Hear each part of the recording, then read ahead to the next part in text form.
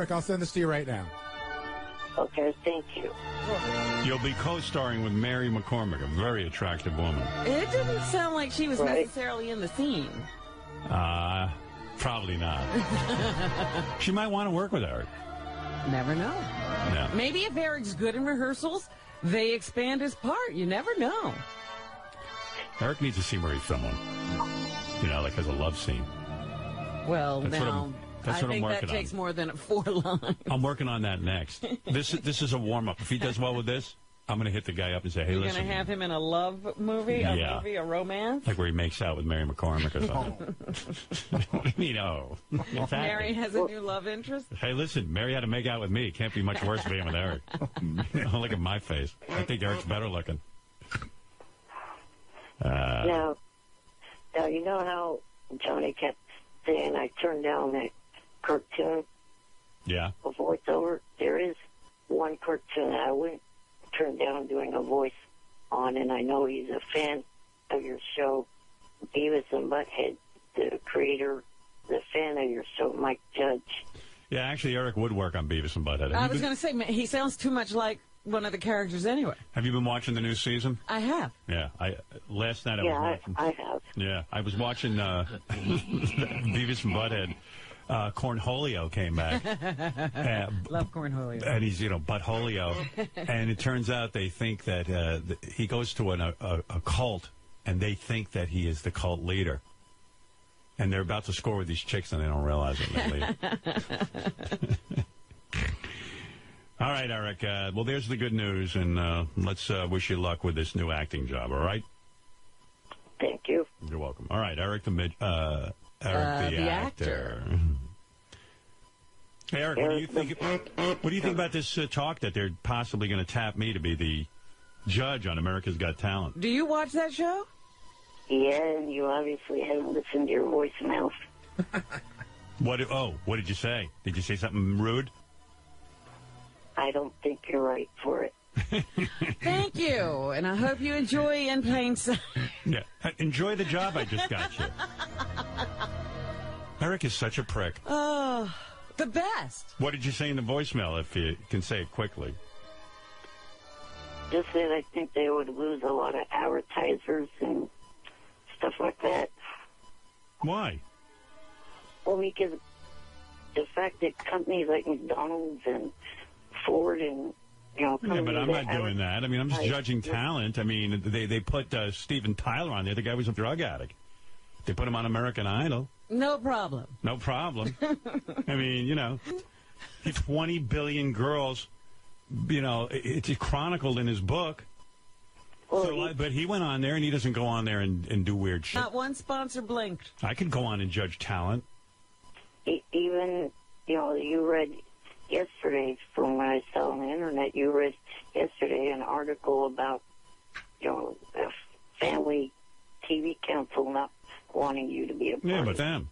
Hey, would I have your support if I do it? Yes. Well, yeah, because Eric's only saying they might lose sponsors. He's not saying you wouldn't be a good judge. Yeah, I mean, Eric's really against me. I know. No matter what I do. He can find the cloud in every silver lining. Until he started insulting the producer, Charlie Sheen was on 2.5 Men, and look at him. He was actually, accused of hitting his wife. Hitting her? Trying to choke her to death. Right, and throwing her down the steps or something. On Christmas Day. Right, on Christmas. And you're telling me that... Sponsors would have a problem with you. With me? I'm a saint compared to Charlie Sheen. Look at how people were reacting to one of your guests yesterday when he was part of Dancing with the Stars. What did he just say? He's talking about Chaz in some way, but I don't know what his point is. Well, I mean, people were trying to boycott Dancing with the Stars because of him, and it sounds like that will be the same way. Yeah, but meanwhile, they saw him on there. They put him on anyway. And it was no big deal. Nobody cared. Do you think that people should not do things because people might object? That's what he thinks. Eric does.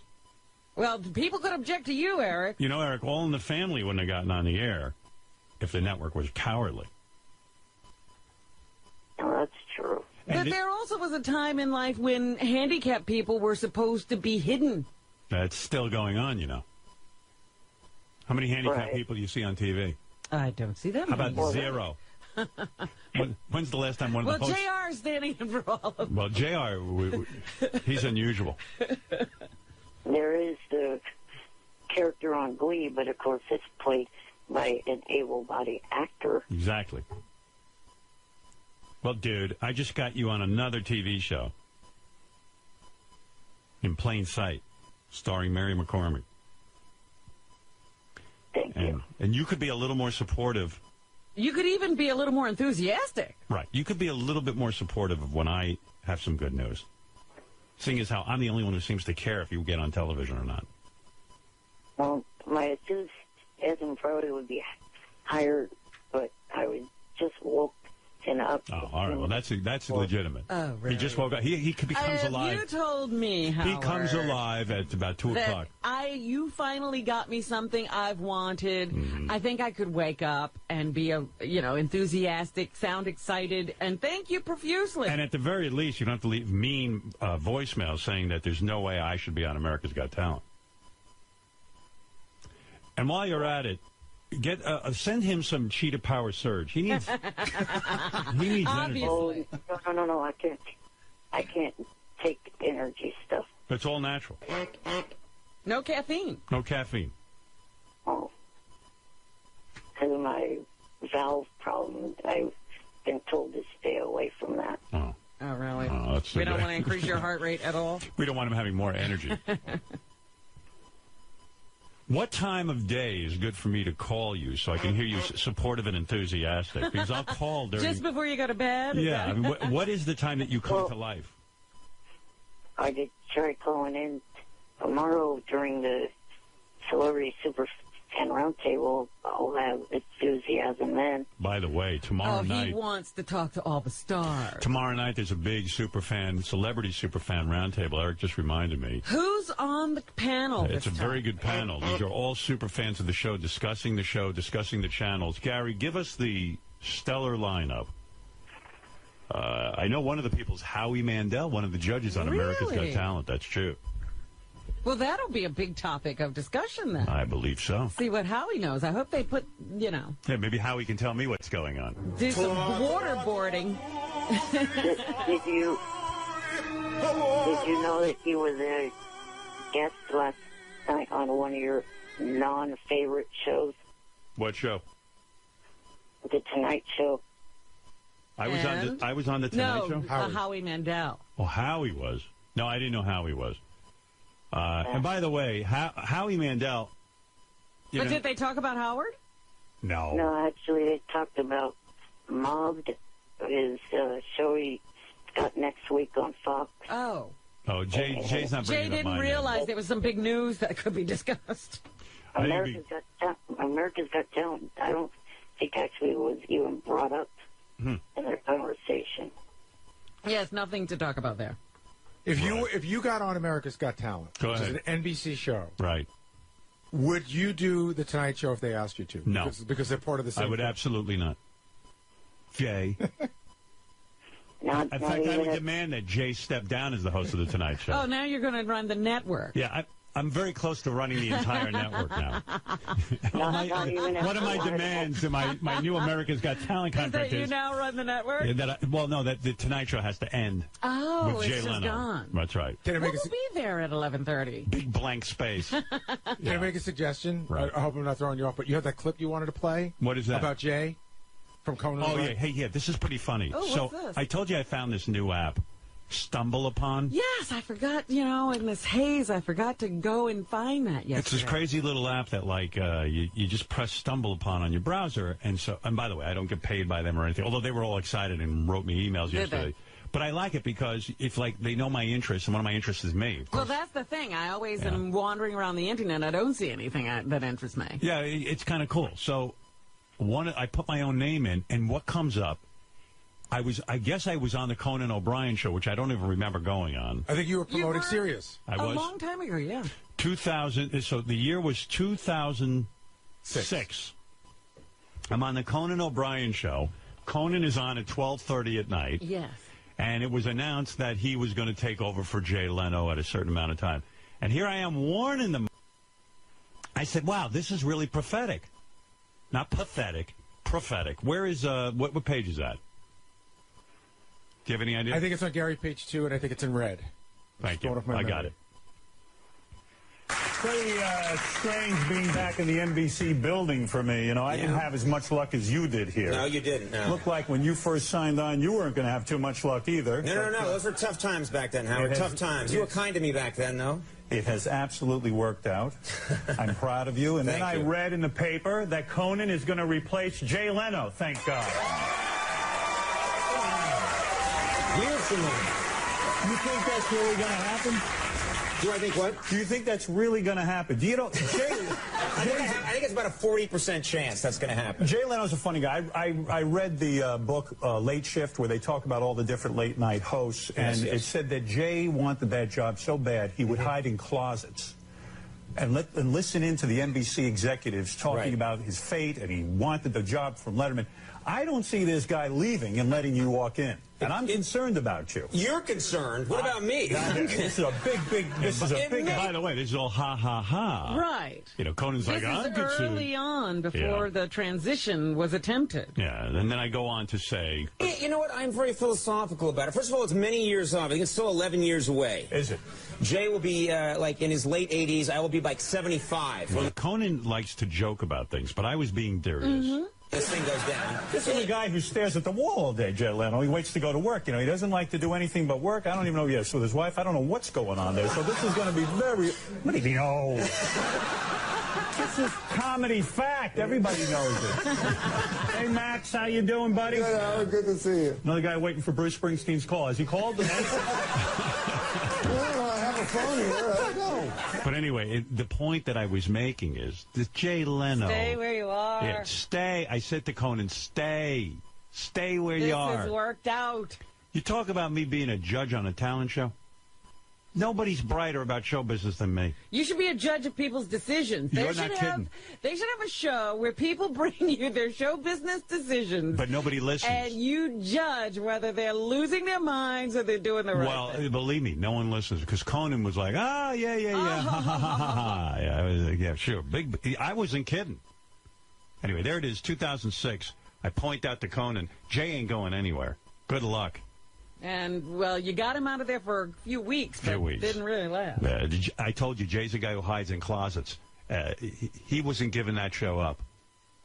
It might have looked like he was, but he wasn't. And you know where Conan is now? Neither does anyone else. No, you can't find him. I think he's sending up blimps now with his name on it. I looked out my window in Manhattan the other day. There was a giant blimp. I thought I was watching that show Eric was on. Fringe. I thought I was in the alternate universe. I'm looking at this giant blimp, and it says Conan on it. I went, oy vey. Yeah, see, I thought I had seen that. Yeah. Well, no, you did see it. I saw it twice. I took a picture of it, actually. Oh, that's funny. Yeah. Anyway, so what do we do? How do we Celebrity Superfan Roundtable tomorrow night. Who's on it? David Arquette. Excellent. So first, always hosted by Jeff Probst and Natalie Maines. They're back. Okay. We always start with them. They're the best hosts. So you got David Arquette. Right. You got Howie Mandel. Right. Mike Judge, who's a daily listener. Eric loves Mike Judge. Somebody you've never met, but a huge fan, Tony Hawk. Oh, wow. He's a skateboarding guy. Big listener. Okay. Mark Tinker, the producer-director, is going to be there. All right, his father's Grant. Not say anything about Grant. No, let's say... I'll say plenty of We're going to ask him, what's it like when you love a show and the host trashes your dad? Right. And then Paul Feig, who's the director of the movie Bridesmaids, who's also a daily listener. What a great movie. And I got to tell you, even some of the people that wanted to come that couldn't make it, I spoke to John Goodman. Yes. He lives in New Orleans, but he's a daily listener. Wow. And John Tesh, he's in the studio right now, or he would have come as well. What John studio is he in? He's making a record. Get out of here. You know John makes music. That's he his still does? His living has become music. Howard, he called me about 6 months ago. I got a message that John Tesh called. So, of course, in my mind, I go, I got to call the guy back. I wonder what he wants. He probably wants to get on the show. He hated us. No. And he said, I just got satellite. He goes, I missed like the first 4 years I got satellite. He goes, I can't believe how good the show is. Really? He goes, it's so much better than it was on terrestrial radio. And he just called to say, I just wanted you guys to know how great it is and how much I missed it. Well, welcome back, John. She's still married to that hot piece of ass? I don't think so. I don't know. You're kidding me. What he went through to get Connie Selica. What John went through to get this Connie Sullivan. It was like Benji. Let me know if he got a school. Well, that's what happens. Once these guys get the girl, boy, he took out a helicopter. He flew her to the top of a mountain, and he had his music playing, and I think he proposed to her on top of a mountain. You're telling me now he's divorced? I don't know that they're divorced. I don't know. Let me just look it up. Shame on him. This computer drives me crazy. The work he went through for her. That's the greatest. But I do, vaguely back in my memory somewhere, I think there was a divorce. He tours a lot because, like, the last time we were doing Superfan Roundtable, right. I tried to get him. He's like really into doing it, but he's like, I'm on tour in Europe right now. In Europe? He still works a lot. Wow. He's into new age music. Yeah, people love that. Yeah. All right. Hey, good for him. He's a nice guy. But anyway, it's tomorrow night on Howard 101 from 7 to 9 Eastern. He appears to still be married. Okay. Good Lord, you can't even find that on Wikipedia. They don't say. They don't know. Well, you got to go to Connie, and apparently she's a born-again Christian. Yeah, we knew like John is. We knew that. She's been there for a while. Oh, isn't that a... We knew that when they got hooked up. Right, all that hot equipment, and it's probably impossible to... I have heard from some who know that those are the wildest women. No. Because they're, repressed and they go crazy. I have a few born-again Christians, and it's no party. I think he had to wait a long time. Although then again, maybe it was because it was me. Maybe they are a party. You can ever rule that out. Come to think, very few women are a party with me. I'm not kidding. Sometimes I meet wild women, and then it scares... They're not that wild. No, they're wild, but it scares me, so they calm down, because I don't even know what to do with a wild woman. I really don't. I've had wild women, and I go, oh, I don't know what to do. I honestly don't. I'm a disaster. Calm down, honey. You're making too much noise. Hey, Eric. Yes. All right, so Gary's going to email you, all right? I did already. Okay. All right, it's done. Thank And you. it says, like Tesh, Celica is a born-again Christian. So he is already in that situation. All right. Hey, later, Eric. Okay. Bye. Talk to you later. Right. Just remember, you were on for a good long time. And do a good job on that show. Make me proud. These people are... Don't be a bear in negotiations. Yeah, and Mary's a friend of mine, so behave. Right. I don't want to hear any harassment charges against you. I won't do what Herman Cain is accused of. All right, Eric. Thank you. Here's Eric, the actor. Eric, the complaining midget. He didn't have to say that about himself. Eric, the completely unfunny midget. Eric, the annoying motherfucker. All right, Eric. Thank you. All right, I got to take a break. We'll be back right after these words. Eric, we had our conversation for the day. What is he? He's back? Eric. So, I'm calling back because, I was trying to make a point, but got cut off. Yeah, Eric, we were on with 20 minutes. People are going to write me and just tell me how... You forgot your point?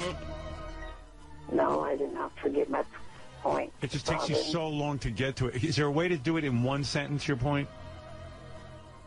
Because the fact that I was trying to ask to be on other shows, and then just the reason why is because I know you have a lot more pull with different shows than you kind of think you do, and having me on, other shows like Parenthood and other shows like that. All right, listen to me, Eric. Eric, I got to... Write him an email, Eric. Quick explanation. Any relationships I have with people in show business, the first thing, in fact, the 90 millionth thing doesn't come to my mind that Eric the midget, Eric the actor should be on the show. In other words, this is something, I got to go. I got to go. This is exactly not the time to do that. Do you really think I would sit there and try to get you acting work on every single show with every celebrity I know? But also, you just got him a job. I know. He's concentrating on what he doesn't get. That he can't take this job and negotiate it and get there and do it before he starts asking for other things is ridiculous. Now, Eric, I got to go. All right. Hopefully, I'll make my point when I talk to Shuli. All right. Oh, God. Thank you. A blockhead. He doesn't get anything. I'm working on having Eric host the Oscars. Now that Brett Ratner's out. Yeah, you have a lot more clout than you think. Have you been living under a rock? Billy Crystal took it. All right, okay. Thank you, Eric. It was a joke. Eric, the ridiculous midget. Thank you, Eric. He doesn't get anything. We stopped him from doing that before. All right. Miss Howard. Sounds ungracious, Eric. Miss Howard TV's here and Lisa G is here. Lisa G, can you tell? Yes. Mike, what's it like for you? He's such a fan of your work. Oh man, it's great. That's like bringing it back made me a little nervous because you're kind of putting yourself out there. It's just so easy to go like, why the hell is he bringing something back that was last aired 14 years ago, and to have someone like Howard just endorse it so strongly. Oh my God, it's the best. I'll be listening just kind of. Because I listen so much, and then I kind of forget that I was on there, and he'll just drop it again. He's been mentioning it a lot in the last couple of weeks. It's just really, really nice. I'm gonna, on the heels of Beavis and Butthead, I'm gonna risk taking one call with 5 minutes left from somebody that I think we have to let chime in and probably cut off. Eric, the actor. Yay! Eric, my hero, another one of my favorites. And he wants to talk Beavis and Butthead. Eric, you've got 2 minutes. Freak me out. Wow. Eric? Good afternoon. Hello. Hello, Eric. What's up, Eric? Hi, I was just calling to say that, I'm glad, like a lot of people, I'm glad Beavis and Butthead is back. I've been watching every episode so far. And, thank you. I'm enjoying them. They're funny. Probably I think my favorite segment is the Cornholio one. When he presents that character and starts going crazy. Hey, Mike, right. Eric is an actor. Any chance you've got something for him on Beavis and Butthead? Yeah, I'm listening to this voice, which I've listened to many, many hours over the years. Maybe that. Let me study on that. If you throw out the slightest bit of a lure, Eric will. Eric, the voice. Well, and Eric, do you do voices? Can you do voices, Eric? Yeah, I could probably do voices. Let's hear one voice, Eric, or an accent. Okay, let me try. All right. Hello, I'm from Tennessee. How are you all doing? Could you put Eric back on? I think that was great. Oh, my God. Wow. Eric, can you do Beavis or Butthead? Uh-oh, I bet he could do Beavis. Kind of. Let's hear this. There's an audition. Big audition. Let me give it a shot. Okay. Hey, Butthead. Very good. Eric, thanks for calling in. I'm getting nervous now. That's uncanny. Howie, that was the best question of the night, asking Eric if he can do impressions. But it was uncanny. You didn't think he would come He up didn't with even the do voices. the laugh. I didn't know he was from Tennessee. He's special abilities on his. He's like a tiny Frank Gorshin. All right, we got 3 minutes left. We've got 60 seconds to sound off. What's wrong with the show? Paul Feig, go. What's wrong with the Howard Stern show? Oh, gosh. I love Ronnie. Sometimes a little too much Ronnie. But I love him. But he gets a little intense sometimes. I feel him really stretching and reaching sometimes to be controversial. Stop the clock. Okay, go ahead. I know. Krista Miller, what's wrong with the show? Sound off. Nothing. I love the show. Nothing you would change. But can I just think about, is it weird that I'm always talking about me having sex with my husband every time I do this show? I feel like it's inappropriate. I'm gonna stop. Well, sounds healthy and like you guys are going to be married for a long time. David Arquette, what is wrong with the show? I think there's too much David Arquette on the show. It's just enough with this guy coming in all the time, spilling his beans. Natalie Maines, I'm looking at you. What is wrong with the show? Nothing is wrong with the show. There are things wrong with the channels, and if anyone would like to write What's them, wrong they can with call the channel? 101. There's lots of things wrong with 101, and I am free to do it. 101. Give us one thing right now. The fast food show. Just gotta go. Jackie's joke. Black on Black was okay. You don't have to tune in to that. Come on, someone else. Give me more. Mike, what's one thing needs to It's change about the easier show? to list the shows that are working, and that would be Geek Time and Yeah. The Chatter. Period. Let's see. What's worth watching? I'm not crazy about Ralph calling in, although lately it's been better. I used to dread when he'd call in. What was it about? What is it I about? just didn't need to hear him say that Sacha Baron Cohen isn't funny and explain why. And I'm just like, who are you? What you're talking to the great Howard Stern? I don't like what. Tony Hawk. I'm glad he fired. What was his name? Carver? Not Daniel Carver. Not Daniel. Oh God, no. I'm glad that he fired that Gary Carver, whatever. Like I thought that was a good move. Oh, yeah. Gary Garber. Yeah. Tony Hawk, change something about the show. More David Arquette, less Eric. Howie Mandel. Less commercials. Satellite radio should be supported by our funds that we pay each month. Thank you. There's tons of commercials. And Mark Tinker, wrap it out. What do you change, Mr. Producer? Less is not more.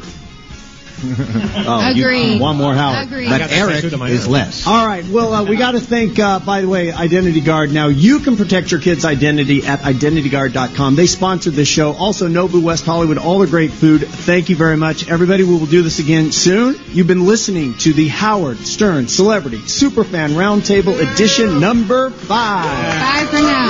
Great work.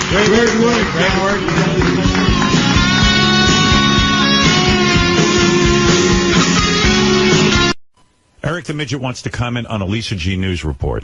Okay. Do you think he can do it quickly? No. No? Well, I'm sure that he's going to get into the specifics of how he's not being over this whole booking on In Plain Sight. I hear In Plain Sight's getting, kind of aggravated with you.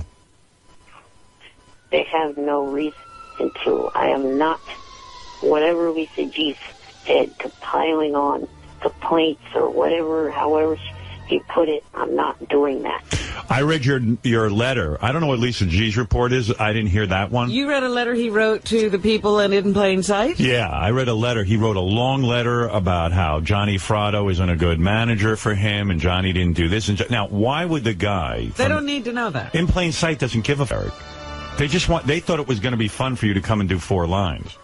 It's turning into a whole mishegas. Why are you writing them about your problems with your manager?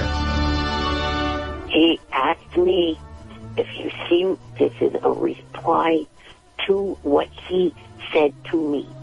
What he said to me was, do I have a representative or will he be dealing with me? I don't think Johnny wants to represent you. Well, but the answer to that question is a yes or no. Yeah, you don't have to write a 4-page report on whether you have a... It wasn't a 4-page. Hold on, Howard. Let me jump in. Eric, Howard's right. The guy asked you, do you have a representative? And the answer is yes, no, or yes, this is his name. You, at one point, you said, my selfish manager who only thinks of himself isn't responsible. Like, you carried on and on and on. Yeah, people don't care, Eric. That's not how you do business. No. By the way, Eric is full size when it comes to being a pain in the ass. I think he's extra large. Yeah. Do you understand what I'm saying, Eric? In other words, the guy doesn't care. He just wants to know. He just wanted to know who he talks to, you or somebody else. Right. And he wrote a whole thing about how Johnny isn't serving him properly, and I should read it to you. Wait, hey, Gary, bring me Eric's note. It's the greatest thing ever. Like, imagine the guy just goes, do you have a representative? Oh, that's all Eric needs to hear. Eric, the ridiculous midget. Eric, you do not know how to conduct yourself. I got you. I do. No, you No, you don't, because you wrote that letter. All I was doing there was stating the truth about... But this guy doesn't know Johnny Fratto. He doesn't care. Why not write them about the carpeting at your house, too? Oh, by the way, hey, Gary, you got that? Expecting now. All right. Eric, the complaining midget. I know I have it in this pile of papers, because you don't throw something like that out. Eric, the rude, obnoxious, and annoying midget. Wait, guys, wait till I know some people don't like listening to Eric much, but wait till you hear this letter he wrote to the producer of In Plain Sight, the Mary McCormick vehicle on USA Network. And what do you do with a letter like that? Like, where's the answer to my question? I got to read all this stuff. You know this guy. Like, do you think this guy, his head must have been spinning when he got this letter? He sent me back, because then Johnny responded to both of them, and Johnny's like, hey, I have a life. Don't call me selfish. So then the guy sent me a note back, and he goes, geez, what did I get myself into? All he asked was, Eric. He's in the middle of a fight. All right, so the question was, this is great. Eric, do you have a representative? Yeah. Well, Mr. Strauss, I do have an agent, manager, PR person all in one. But lately, in the last 2 months or so, he has been totally self-centered and focused on getting himself on TV, which is really annoying me big time. I'm getting sick of dealing with him, and the worst part about it all is that before he was my manager, agent, PR person, he was my friend that I met through the Stern Show. And then it's got a question mark after every sentence, which that's a whole nother dynamic. Right. A period and a question mark. So Eric doesn't even have... I never put a question mark. Yeah, I'm telling you, Eric, I'm looking at it.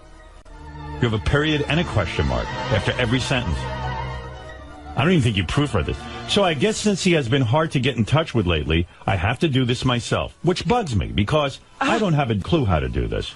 Howard helped me get on American Dreams, and Johnny helped me with getting on Fringe last year. The part that I'm worried about is trying to come up with an amount to get paid that will be fair for both myself and to you in the show. I do not want to come up with a high... I mean... Jeez.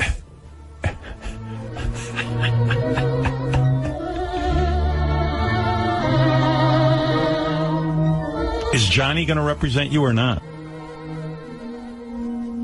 I don't know. I asked him to, and I've given him another chance to do it.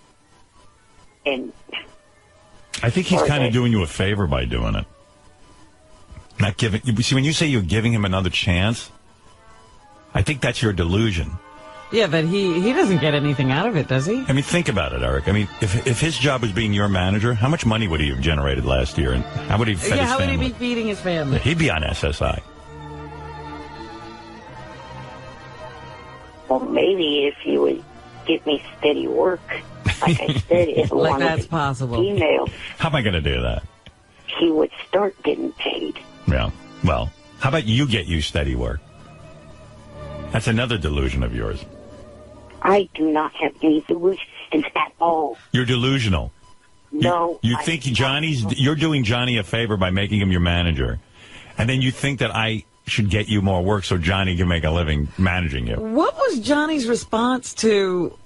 I mean, I guess he was CC'd on both ends. Yeah, I don't know what Johnny's response was.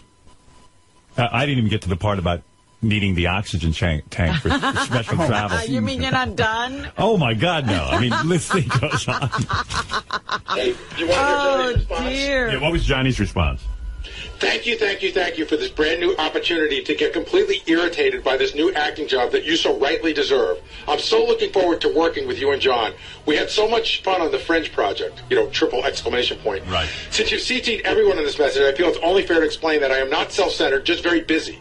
Business never stops, and I have many mouths to feed.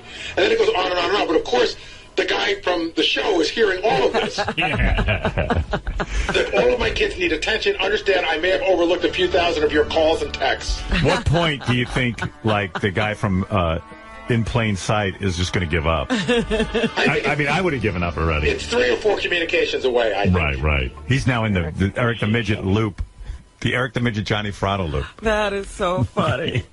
Eric the Remember when that guy called in and said he had a job for Eric the Midget? I said, you're going to be sorry. Yeah. He goes, no, I can manage it. Little did he know. He didn't even know what he was stepping into. So where are you at with this, Eric? I'm a few minutes away from giving up. Because these people are acting like fucking assholes. Oh, I'm acting like an asshole. What did we do? We just got him the job. It's through my relationship with Mary and everything that you are even getting this call.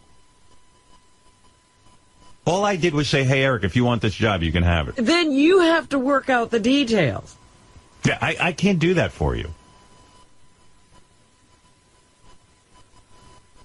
Eric, the screwed up midget. Do you understand what I'm saying? Yes. Yeah, I mean, I'm telling you, there's some sort of delusion going on here. Eric, the retarded whackpacker. What does it say about an oxygen tank in the letter? Oh, wait. Yeah. I just threw it in the garbage away. It says,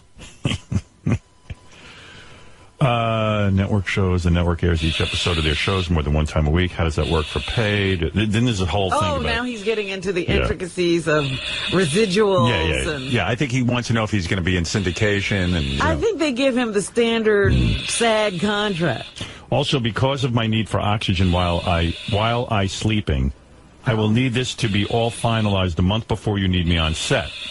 Period, question mark.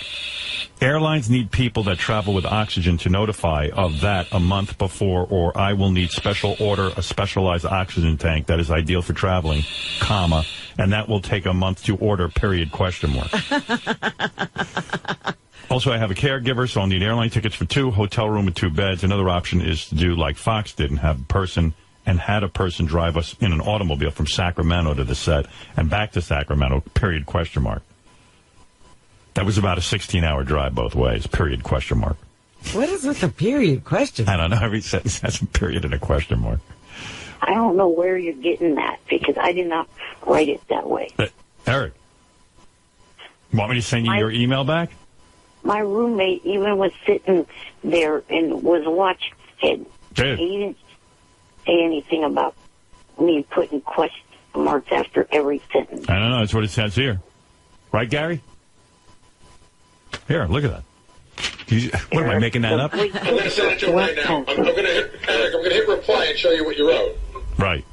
Here, check your email. I'm not going to check my email now. Why? We'll check it at some point. No. Check it right now, and you'll see them. And I want you to admit to me that you have a period and a question mark after every sentence. Because I'm using this smartphone that I would be checking the email with. You don't have a laptop or a computer? I do, but I'm not going to go over to it at the moment. Oh, well, because of your disabilities, it would be difficult? Eric's in shock. Because of his busy day. You mean you can't get over there because of your disabilities? Well, I'm in bed. I don't want to get up. Oh, all right. Eric, the lame-ass midget. Fred's a button-pushing retard. Eric, Well, anyway, I know what I say, and I knew the reason I love Eric. I knew this was going to turn into a World War III. He can't help himself. Yeah. Mark, you're on with Eric the Midget. Eric's a actor. He complained before about doing the four lines versus 3 lines on Fringe. So I think he's just scared of this whole thing. Well, I know at Fringe. I'm not. I know in Fringe they wanted to give him more lines, and he freaked out. He freaked out. He bitched about that. Yeah. Yeah. I mean, you had the greatest idea where you had his head blown up on every show. That was fantastic. Yeah, but Eric doesn't want to do that. Well, in acting, you can't really do everything you want to do. You want to make money. Yeah, I told those guys that, like, there'd be a scene where Mary McCormick walks in and Eric's head blows up. It's like his brains hit her in the face. He could have been the biggest thing on the Super Bowl. Yeah. Oh, Eric, I don't know what to do with you, my friend. We love you on the show, but, you're good on Fringe, but you got to, I don't know what to tell you. He's very specific about the types of parts he wants to. He doesn't want to be typecast. I had a friend, I said, you got a part for him? He goes, yeah, we put Eric in a pet carrier. And Eric didn't want to do it. Let's go to Chris. Chris, go ahead. Hey, now. Hey, Howard. I don't know why you keep letting him on there. It's just... I know why. It's funny. It's not funny. To me, it is. To me, I mean, I knew this acting job was going to turn out to be a disaster. He's just so ungrateful to you, though. But that's what's funny. That's funny. I don't find... I'm not one bit ungrateful, you piece of shit. With ass pathetic. Eric, you're a pathetic little midget, and nobody likes you. You're pathetic, asswipe. Get the fuck off the phone. Well, there you go. Told him off, Eric. All right, let's get to Mike, finally, who wants to advise Eric.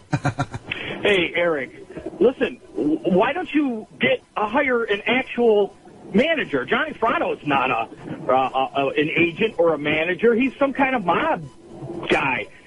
He's not a mob guy. Not a mob guy. Son of a mob guy. His father was a mob guy. That's right, son of a mob guy, but he's not an agent. Let me throw out a name to you, Mike. Eric. Mr. Don Buchwald. Yeah, Mike, do you think any legitimate agent's going to really represent Eric? I mean, be real. Give Eric some good advice. Listen, first of all, this probably isn't Eric. I heard Eric had passed away, and there was an imposter going around as Eric. Isn't that true, Eric? Are you the real Eric? Yes, I have not passed away. Can you prove it's really you? I saw pictures on the internet of him in his casket. I know because I photoshopped him myself. Get a life, Ed. All right. Well, anyway, Eric. Well, we wish you luck, Eric. Yeah. You have the gig that you asked for. Yep. Let's hope that you can pull off getting there, doing the job. The money's if you're a betting woman, Robin. My money's on Eric never gets to the set, and that's the way I see it going. Well, it won't be our fault. He actually got the gig. Eric, what are the odds you actually get to the set and actually get to be in the TV show? 100%. 100%. How? You don't have an agent or manager. You don't know how to negotiate the deal. 0.0. Tom, go ahead. Hey, Howard, F, marry, kill. Kind of, but it's about talking about the issues. Eric the Midget, Benji and Alyssa, or Ralph? Who would you rather talk about once today, never again, or all the time? I don't understand the question. You can only talk about those issues one more time. What's he talking about? He's trying to do an F, marry, kill. But it's not working. It's hard to understand. All right, Eric, I got to run. I got some stuff to do. Yeah, he can't understand that either. Why don't you have time for him? Hey, Eric, how come you need a month to get your traveling oxygen tank? Because it's the required time. I see. You don't have like a tank ready to go. That might have to be arranged with the airlines. I see. Yes, Fred got it. Mm-hmm. And Eric doesn't travel enough to have his own setup. Yeah, right. Once he gets enough acting gigs, he'd probably have his own gear. His private plane. Be cool if Eric could strap that on like a scuba tank. Or one of those jetpacks. Yeah. Fly wherever he wants to go. Also, the point I was trying to make the last time I was on air with you a couple weeks ago was that I was offering it to be like a PR situation for you where all these different TV shows have me on, and in turn it's good PR for your show. How is that? You never mention us. In fact, the first thing you do is disassociate yourself from us. Hey, I bet you Eric would like it if I was a judge on America. Hey, Eric, you're probably anxious for me to become a judge on America's Got Talent. Because you'd have access to the show then. Yeah, I mean, that would be true. If I become a judge, I might actually let Eric sit in the audience. Yeah, but he's out there. The show would be moving here. Oh. Is that what the deal is? That's what I heard, that it would be moving here. Well, then you know more than I do. Here's the way to test your judging ability. Okay. Do you watch X Factor? Yes. Now, he's testing you. Yeah, good. I need a test. I'm sure that this will seal any deal if they're thinking of me. Oh, my goodness. Go ahead. Last night, I think Simon made a very stupid move by having a 14-year-old or 15-year-old girl sing the song Billie Jean. Simon made the absolute right move. Billie Jean, her rendition was the song of the night. She's the only one there last night who was shining through. He was absolutely 100% right on the money. And keeping her sitting down was absolutely the right move. Okay, yeah, she did a good job with the song, but for starters, the song is not gender, or is gender didn't matter. The male, plus it's not the right age. Didn't matter. It was the emotional content that counted, and it was an emotional performance, and she was the best. And he made all the right moves. He didn't make the right move with the other kid. He fails as a judge, does he not? Evidently, according to Eric. Eric? On that one, yeah, but I mean, the other two that he had for the night that I didn't think he failed. Yeah, he did. They were not good, and it was the wrong song choice. First of all, it proves that they had Michael Jackson. I told you, Michael Jackson sucks. No, Michael Jackson is very difficult to perform. It's because the songs blow. No, it's because he was very special, and not everybody can do what he does. Yeah, good. I was glad no one could sing those songs. It's time for those songs to go away. But the best one of the night was Billie Jean, done by a 14-year-old girl. No question about it. All right, Eric. Good luck with your In Plain Sight. I hope to see you on there. I'm anxious to see you act with Mary McCormick. Right. Okay. Yeah. You should start making out with her, too, when you're on set. That's what I used to do. Whenever I was around her, I'd work into the scene, making out or feeling her titties. Well, with Eric, it'd be just grabbing her leg. Well, whatever you can get. She seems up for it. She never pushed me away, and believe me. Maybe you two will have an affair. Who? Eric and Mary. Oh, my God. That would be scandalous. Do you think love could blossom on the set? Nah, she's got 3 kids now. I don't know when you see Eric. No. She could forget her home life. I don't know. I used to go over and like work out making out scenes, and I don't think love ever blossomed there for me. But you know Eric. Yeah. Actually, I'd get nervous, get dry mouth, and my breath probably stunk. Poor girl. All right, Eric. Good luck with everything, okay? Thank you. Yeah, you're welcome. And Gary should have a message from a couple weeks ago about the point I was trying to make. All right, thank you. If you want, yeah, it's a Gary preview page 2 in green. This is just him being angry again. No, I think I've had enough Eric for the day. That's enough. We had a segment with Eric. It was good. You know. Oh, yeah.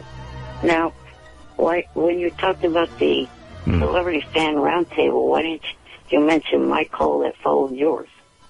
Yeah, okay. Eric, so 8 celebrities on, and you're not one of them. All right, Eric, I got to go, but thank you. I appreciate it. I hope you work everything out with Johnny. Thank you. How could you not mention his phone call I don't know. after yours? I had no idea. I even did voices.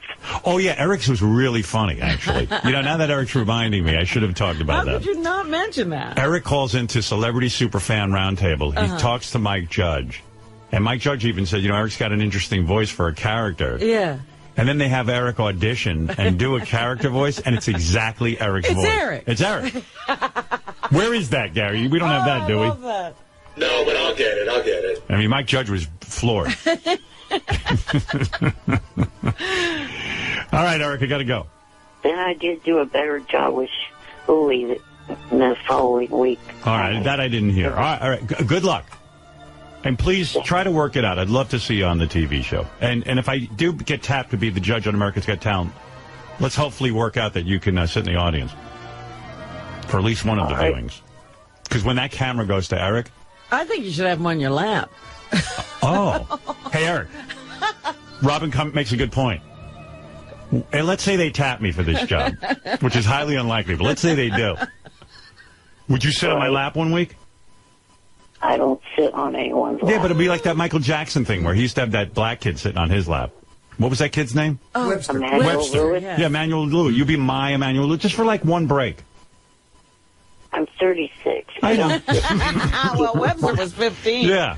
I mean, you know, I think it's more appropriate to have a 36-year-old in my lap. Who was that basketball player who used to walk around? He had a personal midget. Oh, God, I don't know who that was. I'm a little person. Little person. Gary, who was the guy who had the personal little person? Remember he had a good luck charm? He used to rub his head? Pedro Martinez. Who? Talking about the baseball player? Baseball player, yeah. Pedro Martinez. Yeah. Pedro Martinez used to have a personal little person. Wow. Yeah, and he would rub the guy's head before the game for good luck. I think Eric should be yours. What do you think? Like, just hear me out. I'm sitting there next to Sharon and Howie, and then Nick Cannon goes, now our judges. And they go, Howard Stern. And then you're just sitting there on my lap. Never mention him. Nothing. And I rub your head for luck. And that's it. What luck do you need being a judge?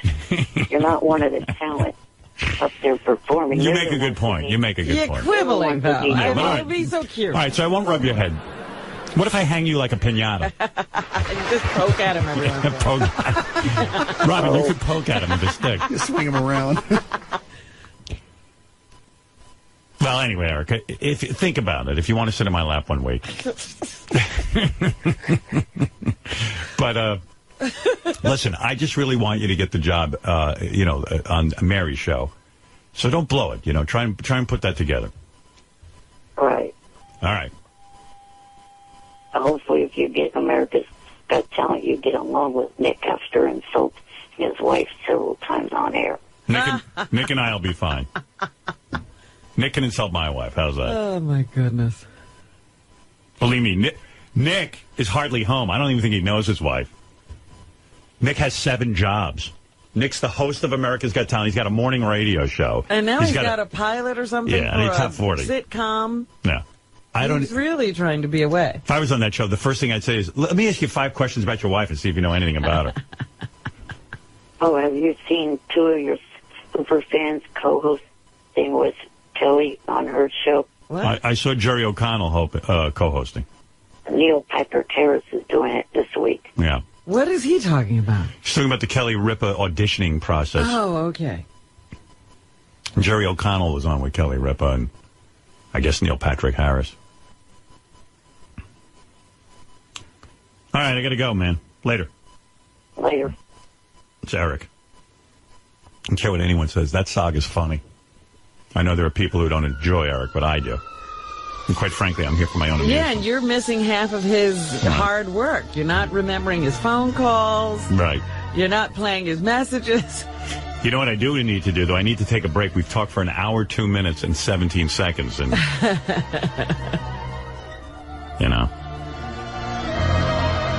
we'll be back right after these words. And we do have to do a roll call, so let's make sure, Gary, everyone gets roll call, pieces of paper. Oh, look, he's already on it. All right.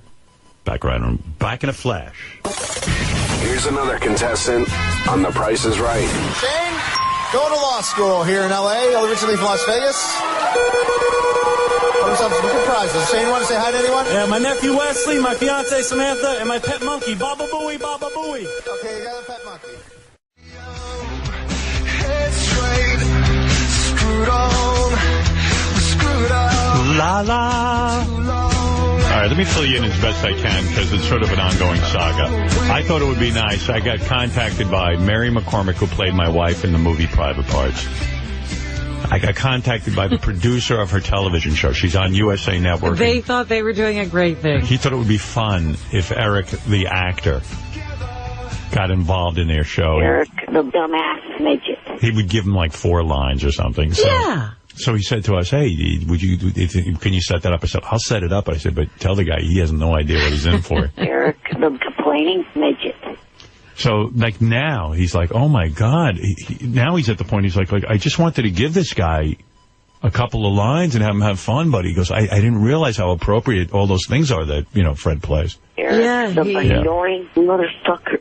Last week, we had already learned that he sent him this long letter telling him why he couldn't work with Johnny Fratto, and he had to maybe represent himself. Right. All the guy asked was, should I work directly with you, or do you have a manager? Eric, now you're all the guy said was, do you want me to talk to you, or do you want me to talk to a manager? And then Eric just went into a long letter about what's wrong with his relationship with Johnny Fratto, his manager.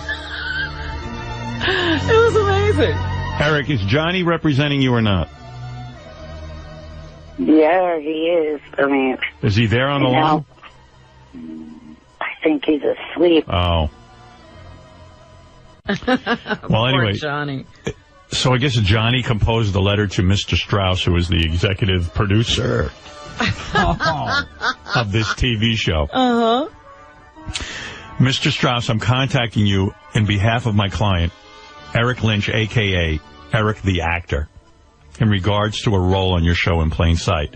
Before my client will agree to anything, he has a short list of questions and demands. And, Eric, you sanctioned this letter, right? Yes. Okay. 1, how long will he be gone, and what are the dates that he will be there? Okay. Now, wait a minute. This is amazing to me, because all Eric does is say, get me on shows, get me on shows. Oh, wait. Get me on shows. All right, the first question isn't that bad. Just listen to this. 2, how much will he be paid? If it's only SAG scale, he says he won't do it. He says that the ratings for the episode of Fringe he was on were through the roof and that he knows his value. Oh, my God. Whoa. I don't know where he gets his information. Is Johnny saying that? Yeah. By the way, I looked it up. They actually went down the week from the week before the week Eric was on. Do you know that, Eric? I always heard that they went up. No. When Eric was on Fringe, John Hine knows this for a fact. What were the ratings the week before and then the week Eric was on? To give you a comparison. They, dropped slightly. Not even that slightly, Howard. Really? And why would Eric think... Eric was on for 3 seconds. He's through the roof. He knows his value. Eric, if you want to be an actor, you got to get a couple of acting roles under your belt. I mean, don't be so pompous. Go ahead, John. The week before Eric was on, they got 5.7 million viewers. Right. The episode Eric was on, they got 5.2 million viewers. Right. So they lost 500,000 viewers. Yeah, right. So you essentially did nothing, or maybe you lost them some viewers. Right. Hello? Hello. Yeah, okay. Do you want to say anything about that? Everybody was telling me that from what I was told that the viewers went up. Well, you now heard the numbers. What do you think? I think people are blowing smoke up your ass. You ask a person question, let them answer the question. All right, number 3. I don't care about the question. I don't care about the answer. The point is, though, does he still have this demand for more than SAG since he doesn't do anything to the ratings? Yes, he does. 3. Will he receive residuals for multiple airings of the episode? 4. Listen to this. Will there be a masseuse on the set? You have 4 lines. What do you need a masseuse for? In the last couple of months, my hip and left knee have been bothering me. And if I sit for too long, they'll probably need that. Wow. Listen to this guy. Why do you ask to go and do these things when you can't? Wait, here, we ready? 5. Is there an Arby's or McDonald's close to the set? If not, will there be a runner to drive as far as is needed to go there? They serve food. What do you need specifically in Arby's or McDonald's? I actually did ask Johnny to remove that, and obviously he didn't. Okay. 6. Is there a possibility that this could become a recurring role? If so, could they move the production to San Francisco? Stop it, Howard. You're making that up. As it would be easier to get to and from the set. He also wants me to let you know that it would be less expensive for you. So you want them to move the entire production? That was kind of more Johnny's idea. You sure? Yes. How did it come up? It just came up. Eric, but you understand that this is like the guy actually said, the show guy, whatever he is, producer, he said, is Eric really reliable? He said, should I have a standby actor? Because he goes, believe it or not, even though it's 4 lines, it's actually important. Yeah, they can't just cut it out. It's integral to the show. It's part of the plot. So he's like, hey, can I rely on this guy? Do you really need, or is it cost effective to spend a lot of money for 4 lines? All right, so that was just the opening part of the letter. Now for Eric's writers, it says. Oh. 1, a co-star credit on a solo card. How do you even know about that? I know about the business. And you want to be... do you feel ashamed saying you're a co-star when you're doing 4 lines? I know. What? There you go again. Stop asking people questions and then cutting them off. Well, till I get an answer, it's a month. Go ahead. I was about to say, I know it's more guest star than it is co-star. Why do you care about the credit? Just go on the show and learn to act. How many opportunities do you get? All right, listen to his right. Now for Eric's writers. 1, a co-star credit on a solo card. 2, listen to this. A 2-bedroom suite at a 5-star hotel. 4-star is acceptable if the pool and jacuzzi area is nice. I think he's moving in for a year. Yeah. Dude, you have 4 lines. You're going to be there. What are you carrying? I can't believe you're going to blow this.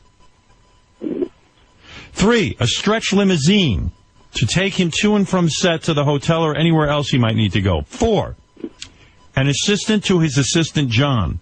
Eric says that John is invaluable to him, and if he has to worry about anything other than Eric, it could affect his performance. Eric would... Unlike the John that works for you, I know it is spelled that way, but it's pronounced different.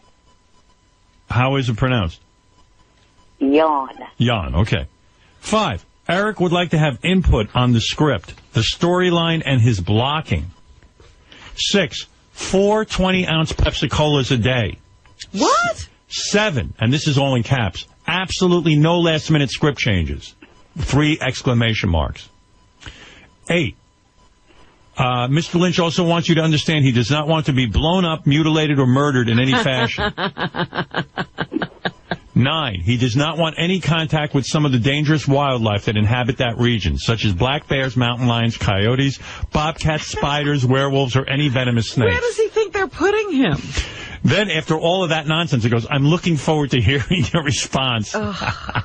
These poor people. You know, Marlon Brando doesn't get this kind of writer. But how, when are they shooting this? Marlon Brando's been 3 years. Yeah, I know. It's a joke. But when are they shooting this, Howard? They don't even have time to respond to this nonsense. They just were doing a nice thing for Eric. This is what and he needs no good deed goes unpunished. He needs a stretch limo. He's 10 inches long. And he needs to do whatever limo. he wants. Yeah. How tall are you? 10 inches? How many inches are you? I'm not 10. I'm 3 foot. He's 3 feet. Still don't need a stretch. He needs a stretch. And by the way, Gary needs to check his facts because he said he's surprised that this guy's never changed his number. Gee, Gary, you never gave the number to this guy to either myself or Johnny. I'm looking forward. No one cares, Eric. I'm looking forward to hearing your response and hope that this will be a pleasurable experience for everyone. Unfortunately, I'll probably be out of town during your filming days, but please feel free to contact my son, Johnny Jr., day or night, if you have any problems on the set at all. He loves working with Eric. P.S. Could you please explain to Eric that New Mexico is a U.S. state and does not require a passport? Best regards, Johnny Fratto. Wow. I don't need that explained to me. I don't know why the hell Johnny put that in there because he's funny. I have been to New Mexico. Well, why did he get the impression that you felt you needed a passport? I don't know. Yeah. Anyway, Eric, is there any part of you that understands that, like, you're not that important, that the guy's kind of doing it as a bit, and yes, he's giving you a shot on TV, which will be exciting for you. And it is kind of nice because, you know, maybe people will get excited to listen to our show. But you haven't really proved to be a great value to television shows yet. It's kind of like a little fun thing you get to do. You realize that this might come off bad? Yeah, probably. Yeah. Now that you hear it? Usually people who are starting an acting career and getting a break like this, they know and have actually been extras on set and they're just dying for any kind of speaking role, they generally act very grateful and humble and try to ingratiate themselves to the entire production. Oh, there's Johnny. His agent is on the line. You can hear him in the background. Oh, that's funny.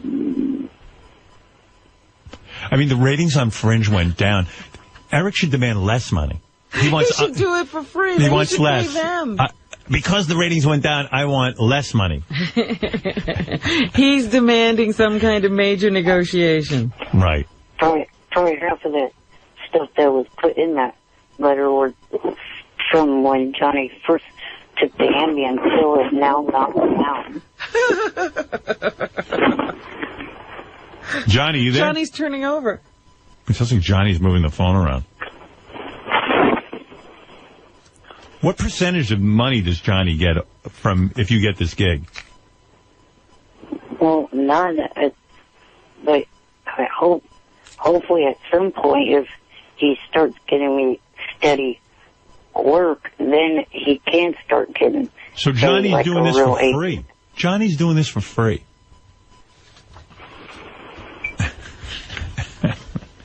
And Well, Eric yells at him. Eric, you're not a big star. B, they're doing this as a kind of fun thing to do with the show. C, you got to act a little grateful. And D, I don't even know if this is going to happen now. I think these people are starting to get a little woozy. Masseuse on the set. Yeah, masseuse on the set. Do you have a massage every day? No. All right. So what makes you think you need to go to a movie set or a TV show set and you need a massage that day? You sit around every day. Okay. I remember back on Fringe, there was a lot of time sitting up in it. But that's what you do anyway. You got time to massage your own hip. Right. No, I don't do that all the time. Lately, since my hip has been bothering me, I sit up till it starts hurting, and then I lay down and rest the hip and the knee. So do that all day, and then when they call you to the set, go get it sit up. Yeah, but Maybe Jan can help you out with that. last time it was like 2 hours on the Mackerel. set. Wow. He has no clue that the people aren't looking to spend millions of dollars to have him around. Imagine he became a big star. Oh, it'd be impossible. Hollywood would go bankrupt. I like that his agent is snoring in the background. The great Johnny Frada. It's the best. Johnny's doing Wake your ass up, Johnny. it. Johnny's doing it because he thinks it's funny. You know. He loves it. He loves representing Eric. All right, listen, Eric. I don't know what's going to be with this show, but just realize you're pressing this guy's buttons and you're kind of wearing him out because he has like a whole production to worry Yeah, about. your 4 lines. There's a whole script he's got to get together. Yeah, every week. So just realize that, okay? Right. Why don't you just go down there and do the show and just hope that things work out and that you hopefully get paid? And that you're really easy to work with and people will start recommending you to others. No, they won't. Thank you, and thank you, Johnny. Point well taken, Johnny. All right, Eric. I wish you luck. Oh, if I was a normal, able-bodied actor, then yes, I could go down and do that. But there are certain things that you have need. got to be done. Okay. If you were a normal able-bodied actor, you'd be sitting at home. Right. Like the other able-bodied actors. All right. Thank you, Eric, and I do wish you luck. I hope to see you on the show. I will watch if you are on. Okay. All right. I'm a fan. Thank you. Bye. Bye. Isn't that a great letter? Like, that was written 100% serious. Wow. Yeah. Good night, Johnny. Boy, I wish I was doing what Johnny was doing. I know. He sounds so peaceful. No. Sounds like he's having a great day. All right. So here's a couple of things I wanted to get to. Lee Corso says it on ESPN. And then he has to apologize. I always like that. How can you pick against SMU? Look at them over there. Red, white, and blue. USA.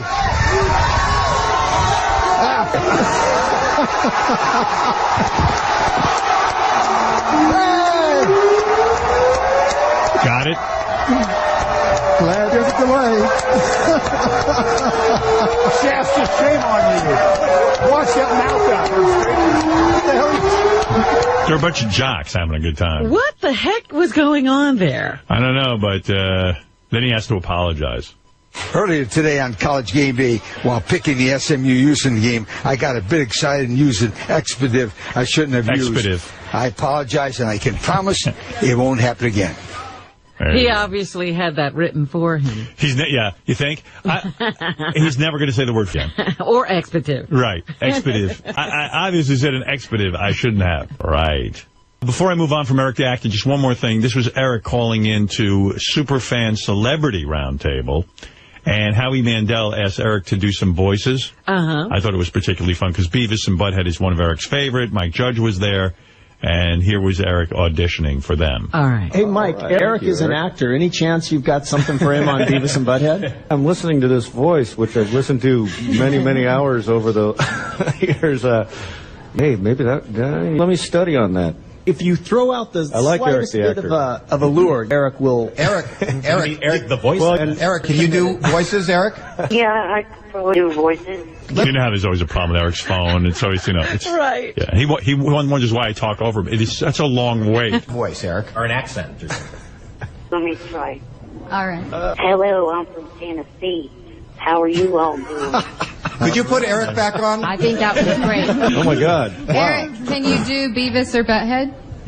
Uh-oh, I bet he could do Beavis. Let's hear There's this. an audition. Big audition. Let me give it a shot. Butthead. Very good. Thanks for calling in. I'm getting nervous now. Isn't that great audition? Let me give it a shot. Hey, Butthead.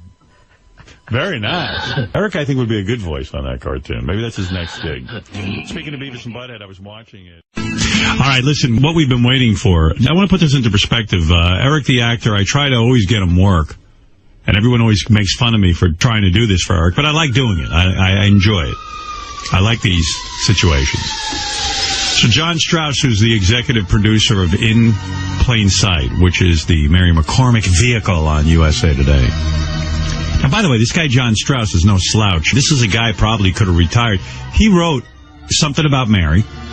Did you know that? I did not know. He also wrote, what was the other movie? He wrote all the Tim Allen Santa Claus series. So that you're talking about wonderful. heavy. I love all those movies. This guy's a major player. And now he's negotiating with Eric the actor. Now, because he liked us. Right. Because he wanted to do something he thought would be fun. He's in a nightmare. Let me get John on the phone. John, you there? Howard, I'm glad you're enjoying it. Yeah, you can't say I didn't warn you. I told you this was going to all backfire on you and you were going to hate it. You were absolutely correct. Right. All right. At this point, let me explain to you John's dilemma. He wants to come through and give Eric the part. But Eric has written a letter that has many different demands. And it would make J-Lo blush. Right. The J-Lo's like, who's Eric's representative? I want him. And now we're talking about a part that is 4 lines that I assume would take less than a day to shoot. Am I correct? You are absolutely right. Right. This is something called a quickie. Right. But believe it or not, the part that John is offering Eric is integral to the script, and they do really... They need those lines said, and some character has to say them. And they're planning on shooting in February, and I think January. So the kind of time is running out. Now we're running out of time. They need a commitment either way that Eric's going to be there. They can't just replace him in 3 seconds. Yes. Sadly, the part is integral, and we are getting close to having to, make a decision. And if we don't resolve this whole thing, I think on this phone call, In Plain Sight is going to go down in flames. Yeah. Because I don't have enough hours anymore to be dealing with this. How many, since you've had this fun idea, which I told you would not be fun, since you had this fun idea to put Eric the actor in your show, how many hours would you say you've devoted to this? Seriously, just like worrying and dealing with him. And I told Gary, literally, there have been nights when I've awakened in the middle of the night worrying about, is this really going to go down? And am I going to have to hire a backup actor? And I've got my staff working on the travel arrangements and all the different options. I mean, it has to be... This must be the bizarre world, because somewhere there's a staff working on Eric the actor's... Right. I would say when you usually hire somebody for a 4-line part, they're not only grateful, but you don't really spend that much time devoted to them, because really it's not the most high priority. Am I correct? Dude, I don't spend any time on a 4-line role. I'm the showrunner, which means I run the show. Right. I have about 30,000 things to do during the day, including approving stories, supervising scripts. Eric has nothing to do all day. But make demands. But this, I don't think I have ever negotiated a contract for a 4-line role in my entire career. So this is new ground. And most people, when you first got the letter from Eric, the latest letter I'm talking about, you thought it was a joke, right? I absolutely thought it was a joke. Right, you thought it was funny. I really funny. thought it was a joke. All right, there were many demands, including sodas and whether Arby's and McDonald's, if there would be a masseuse. There was also a jacuzzi request. There was also a co-star credit on a solo card. I think my favorite one was script and story approval. How about absolutely no last-minute script changes? Three exclamation marks. And he also wants to be protected from any dangerous wildlife. Yes, we're working on that one. With Have you cleared there? Yeah, have you cleared that? And also is interested in you moving the production to San Francisco. If it's a recurring I role. think that was my favorite. Right. So, anyway, as you can see, number one, let me review. John Strauss is a major player. You wrote the screenplay Something About Mary, am I correct? With my partner, Ed Decter. Yeah. Now, that's a major... You probably could have retired after that, I would think. I'm sorry I didn't. All right. You're sorry you lived to see this? I never thought I'd live to see this day. And Tim Allen's Santa Claus series, that was a very lucrative job, right? It was a wonderful thing, and I did not have to negotiate any 4-line parts. Right, and you wrote that? Yes. Wow. Why are you even working on In Plain Sight? We were fans of the show, and we love the folks at USA Network, and we met with Mary, and she's just wonderful. Right. And it just fell together. All right. He used to have fun at this job, is what he said. And you liked it up until a couple of weeks ago. A month ago, I was having a great time. Now, Eric, do you think that John Strauss is making any of this up? You see how you turn people off. Well, first of all, Howard, do you have problems with your glasses? Look who sent that email.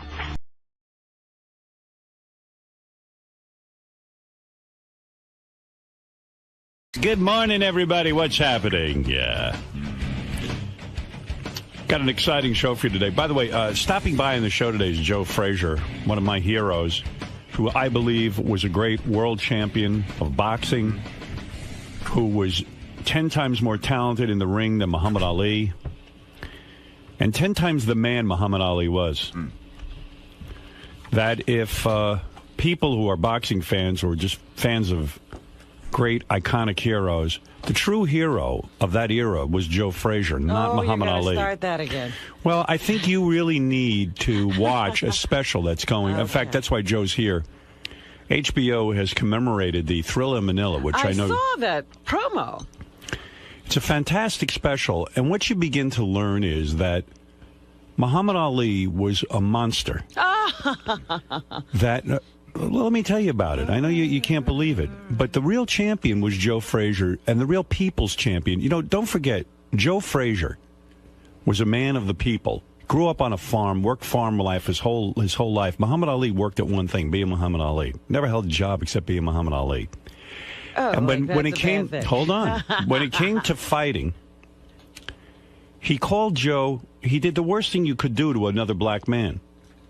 He said that Joe was a race traitor. He said that Joe was a gorilla. He was ugly. He was too black. And he said he was a traitor to his own people. And Joe Frazier was a guy who was just boxing. He was working his way like any other man, trying to find his way in life and make a living. Muhammad Ali went and spoke before the Ku Klux Klan. He went and, if you can believe this, spoke at a Klan rally and said to them that he wanted to see the races separate, just like the Klan. Oh, yeah, that he approved of the Klan and palled around with the Klan. The very same Ku Klux Klan that was tying a noose around his brothers' necks and lynching and burning crosses. He sat there. Well, I think that you're not looking at it in a certain context. You're looking at it as a white man. Look at it as a black woman. No, but I'm looking at it as a person who grew up in a confused society. What Ali did to Joe Frazier was worse than a lynching. Did he call him Cassius Clay before Muhammad turned on him like this? You can't answer that question. I think, yes. No, you have to watch the special. I can't answer the question. Okay. The fact of the matter is that Muhammad Ali was beating up Joe Frazier so badly that his own people, black people, would boo him and shun him. And, I mean, what did he have? You're not answering my question. In the verbal war, he went Cassius Clay. Big deal. He didn't call him a gorilla. That was the thing that he got really upset about. You got to know what upsets people. He sat and held a rubber gorilla in front of Joe's face. And white people loved it, by the way. For years, dark-skinned black men were, ugly and disgusting, and Cassius Clay went right into it on him. Excuse me, you act as if Cassius Clay was enlightened. Cassius Clay did terrible things to Joe Frazier, race baiting. Cassius Clay did the same things that black people are doing to each other today. I'm talking about Cassius Clay, your hero. Today. And Joe I never Frazier. said he was perfect. Joel Frazier was a better fighter. He was not a better He fighter. was. Not a better He fighter. was. How come he lost twice? He lost once. He lost twice. Let me tell you something. Hold on. The second, you don't know anything. What is it, Gary? Okay, he won the first fight. That's right. He lost the second fight. And by the way, okay, go ahead, yeah. And this fight, you know, Robin, you know the story. Ali wasn't getting up for the 15th round. And He wouldn't Joe let- didn't get up first. That's why the fight was lost. Joe was blind for the last 4 rounds. His eye, blind in his left eye, right eye closed. And he had a these manager. were terrible, terrible fights. But who was declared the winner of the third fight? But I'm just saying. That's exactly right. He was lynched. He was lynched again, Joe Frazier. Joe Frazier. Here's the proof. Forget everything else. See who's talking and who isn't. See who's walking and who Well, isn't. maybe Muhammad has paid a price He for the has. way he lived his life. Karma. But Joe Frazier not doing all that well either. Joe Frazier lives in Philadelphia in the gym that he trains in. He has no money. It's a very sad story. He has no money. He doesn't have a lot of money Oh, now. dear. I didn't know that. I mean, he made a lot of money. Sure, listen. What's he doing? Who knows what he spent it on? Probably with Bernie Madoff. Well, you know, Ali didn't have a lot of money either at the end of all the No, but here's the sad part about that.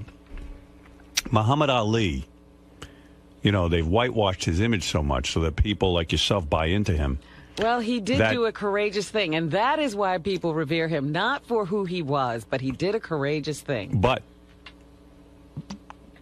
so-called Cassius Clay, Muhammad Ali, You can call him that now because he can't beat you up. let him come in here. I'll take him on. That's right. I know you Bring will. in Cassius Clay. I'll kick his ass. Cassius Clay, Muhammad Ali, like you like to call him, he's a character, this guy. He is a character. But he got to sell the rights to his name. He got recently, I think, about $50 million to Right. have his estate run. And Joe Frazier's name is nothing. And Joe Frazier was a great boxer. But you know why? I'll buy Joe Frazier memorabilia. But you know what? You don't buy memorabilia. Well, if I did, I would. You know why? Because Joe kept the fight going. He never embraced Ali. When all of that was, run over and hug him and get your Hug face him. in the pictures with him. Hug him. He kept that fight going. Joe's the best. Joe said, "You don't call me those names, and I don't forgive." And I love Joe and that's Frazier. been great for him. I love Joe Frazier. That I love Joe too. No, you don't. You just don't know what it is to be black. Yeah, I do. I know No, better than don't. you. You have no idea. You live the life of a white woman, a You white have princess. No, I what? You live the life of a white princess. I'm a black princess. I'm blacker than you. Believe me, I've been the black man. You and this documentary, you are white people analyzing black people who were raised in a racist society and driven crazy. I'm a person. This demonizing Feeling for of- Joe Frazier. this You're a narcissist at a 34. of a simple man Oh, boy. is ridiculous. I'm like, You- who are these? It's white people who did this documentary. You have a 34 rating It's a as a white narcissist. man who did this. I'm like, I'm listen a to people this person. music. Listen to what they're doing. Yeah. They say nothing about the context of being raised in this racist Say society. what you want. I was raised in a racist society. And I you didn't have use your race. problems, and look at what you're doing now. No. You're analyzing people who you can't understand. Joe Frazier is a true champ, and he will be here today. And by the way, Muhammad as a won't. woman, Muhammad Ali will not be here. He, by the way, doesn't have anything to say. He's in La La Land. Isn't Daniel Carver a simple man? He's simple. I don't expect don't wait, hold it. You expect me to think Daniel Carver has a rational thought about So you something? forgive Daniel Carver. Right. I do forgive Daniel Carver because he's out of his mind. I don't pay attention to Daniel But I Carver, and Daniel Carver has nothing to do with how I feel about myself. But would you say then that goes to all people in the KKK? Yes, they're dumb and under some delusion that I have some responsibility for how their lives are. So Ali is dumb too. Absolutely, he's That's dumb. right. And You Joe Frazier is the read people's what I champion. Say, read what I say in my book. It's not that Ali was a great man. It was that Ali was someone we could relate to. We couldn't relate to Martin Luther King. We could relate to Ali because he wasn't perfect, So you don't.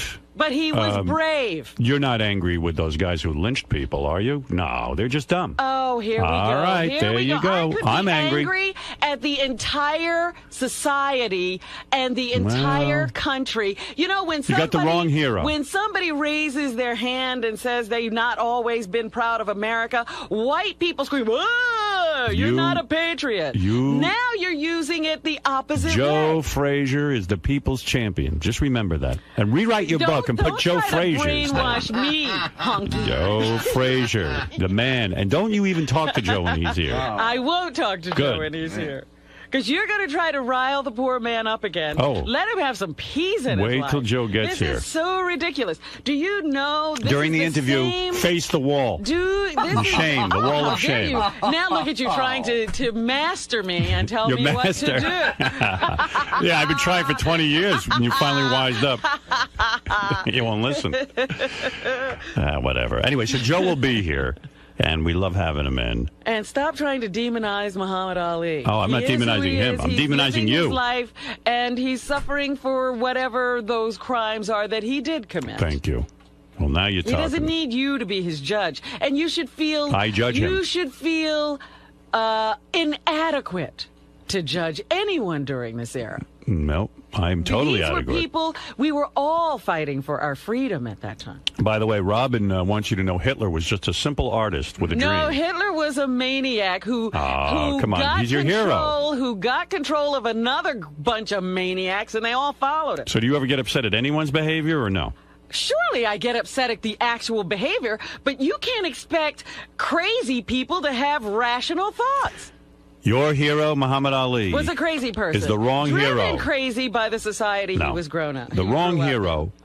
You need And to so worship was Joe Frazier. Because for Joe to be subject to someone else calling him a gorilla is ridiculous. It shows a lack of character.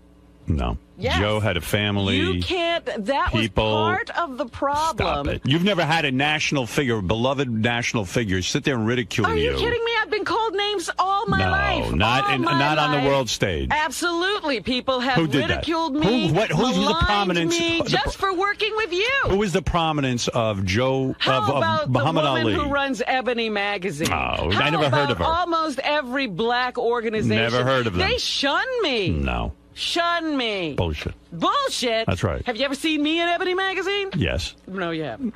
And they had you behind bars in a cage. People have called me the same names they've called Joe. I'm going to put you on the cover of Howard Stern's Ebony. I'm buying Ebony magazine.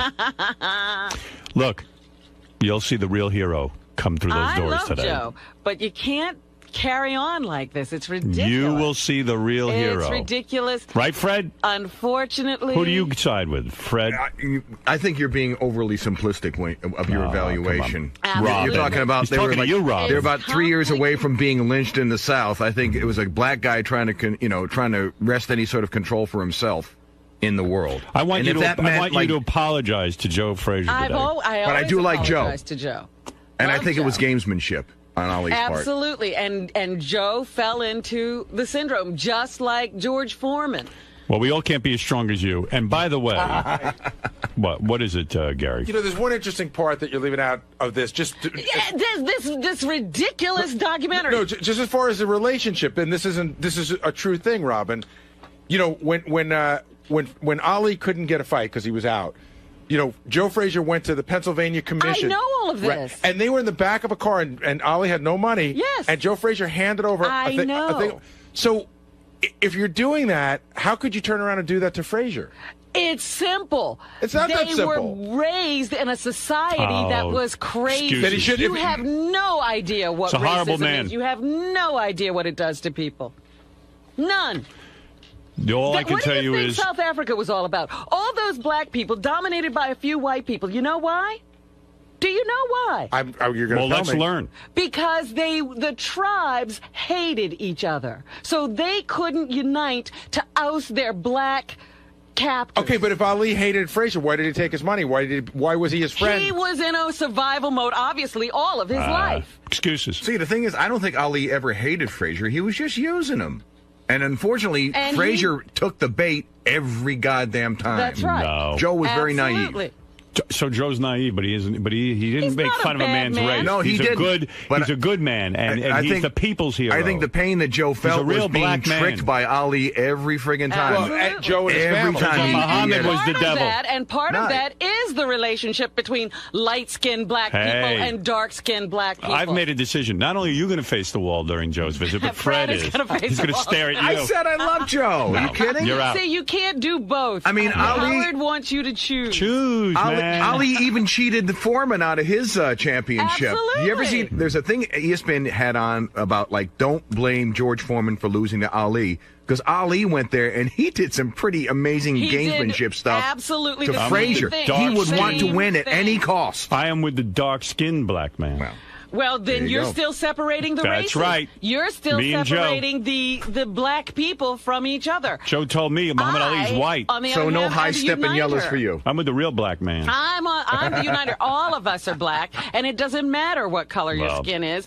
And then you're not we black. have to realize what racism does. It even turns people against themselves. Joe Frazier will be here, and Robin and Fred will be facing the wall. Thank you. Here we go. Massa says we got to face the wall. Massa's telling you. You better listen. Because we got opinions that don't agree with his. I'm sorry. You guys better face the wall. All right. Mr. Frazier, good morning. Hey. Right this way, sir. Happy birthday. Happy birthday. You said happy birthday. That's 2, 3, 4 months back. How you doing today? Oh, man, I'm doing fine. You excited to be back on the show? Oh, always been nice for you to always. You know what I mean? We're going to talk about what we used to do. What's that? What are you going to talk about? I really don't know, man. I don't mind. Anything, right? The documentary. Moving around. The documentary, yeah. Thriller in Manila, right? Oh, yeah, just right that way. Right in here. Okay. What are you talking about? No. What are you talking about? No thriller, no Manila. That's what he's talking about, Pop. Talking about the fight. Talk about whatever Howard wants to talk about, right? Yeah, all the time. You always have a good time when you're here with Howard, right? I always have a good time when I go to Howard, you know that. Me and Howard speak the same language. You guys get each other. Huh? You guys get each other. Oh, yeah. We're good guys. All right, man. Have fun in there today. All right, boogie boogie. World champion Joe Frazier is here. I assume his son Marvis is with him. I'm thinking.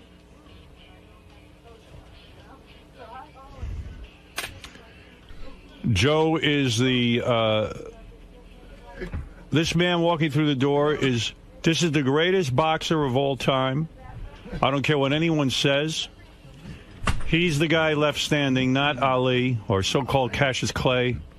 This is the real champion, the world champion, the true champion, the true boxing champion of the world. And now, finally, there's proof. Hello, darling. Hello, lady. How are you? I'm just fine. How are you? Joe, that third fight, Thank you. Forget how we look. You look good. Okay. And your son looks good. The Lord been good to all of us. How are you, my friend? Oh, man, I'm doing fine since I see you. Let me tell you something. Yeah. You are a great man. History is now finally recognizing that you were the true champion of the people. You are the true black man. That's right. And you are the true Here you go, separating the races again. That's right. Yeah. That's what Muhammad Ali did to my man. And so you're going to perpetuate the problem. Muhammad Ali is a worse racist than a Ku Klux Klansman. Oh, you're ridiculous, because Muhammad Ali couldn't enslave people. He's what? A black Ku Klux Klan. He's a black Ku Klux Klan. Do you know? All he could do was call names. In your new, I want to talk to you for a second. Good. In your new special, this HBO Did documentary. you make this special? Right. You must. Thriller in Manila. Okay. All right. First of all, I learned a few things. This Cassius Clay. Yeah. Oh, I wish he could beat you up. He can't. I could kick his ass. No. I'll fight him right now. All you do is mention my name. Don't worry about it. Cassius Clay went and spoke before the Ku Klux Klan. Did them? And said that the people should be separated. Yeah.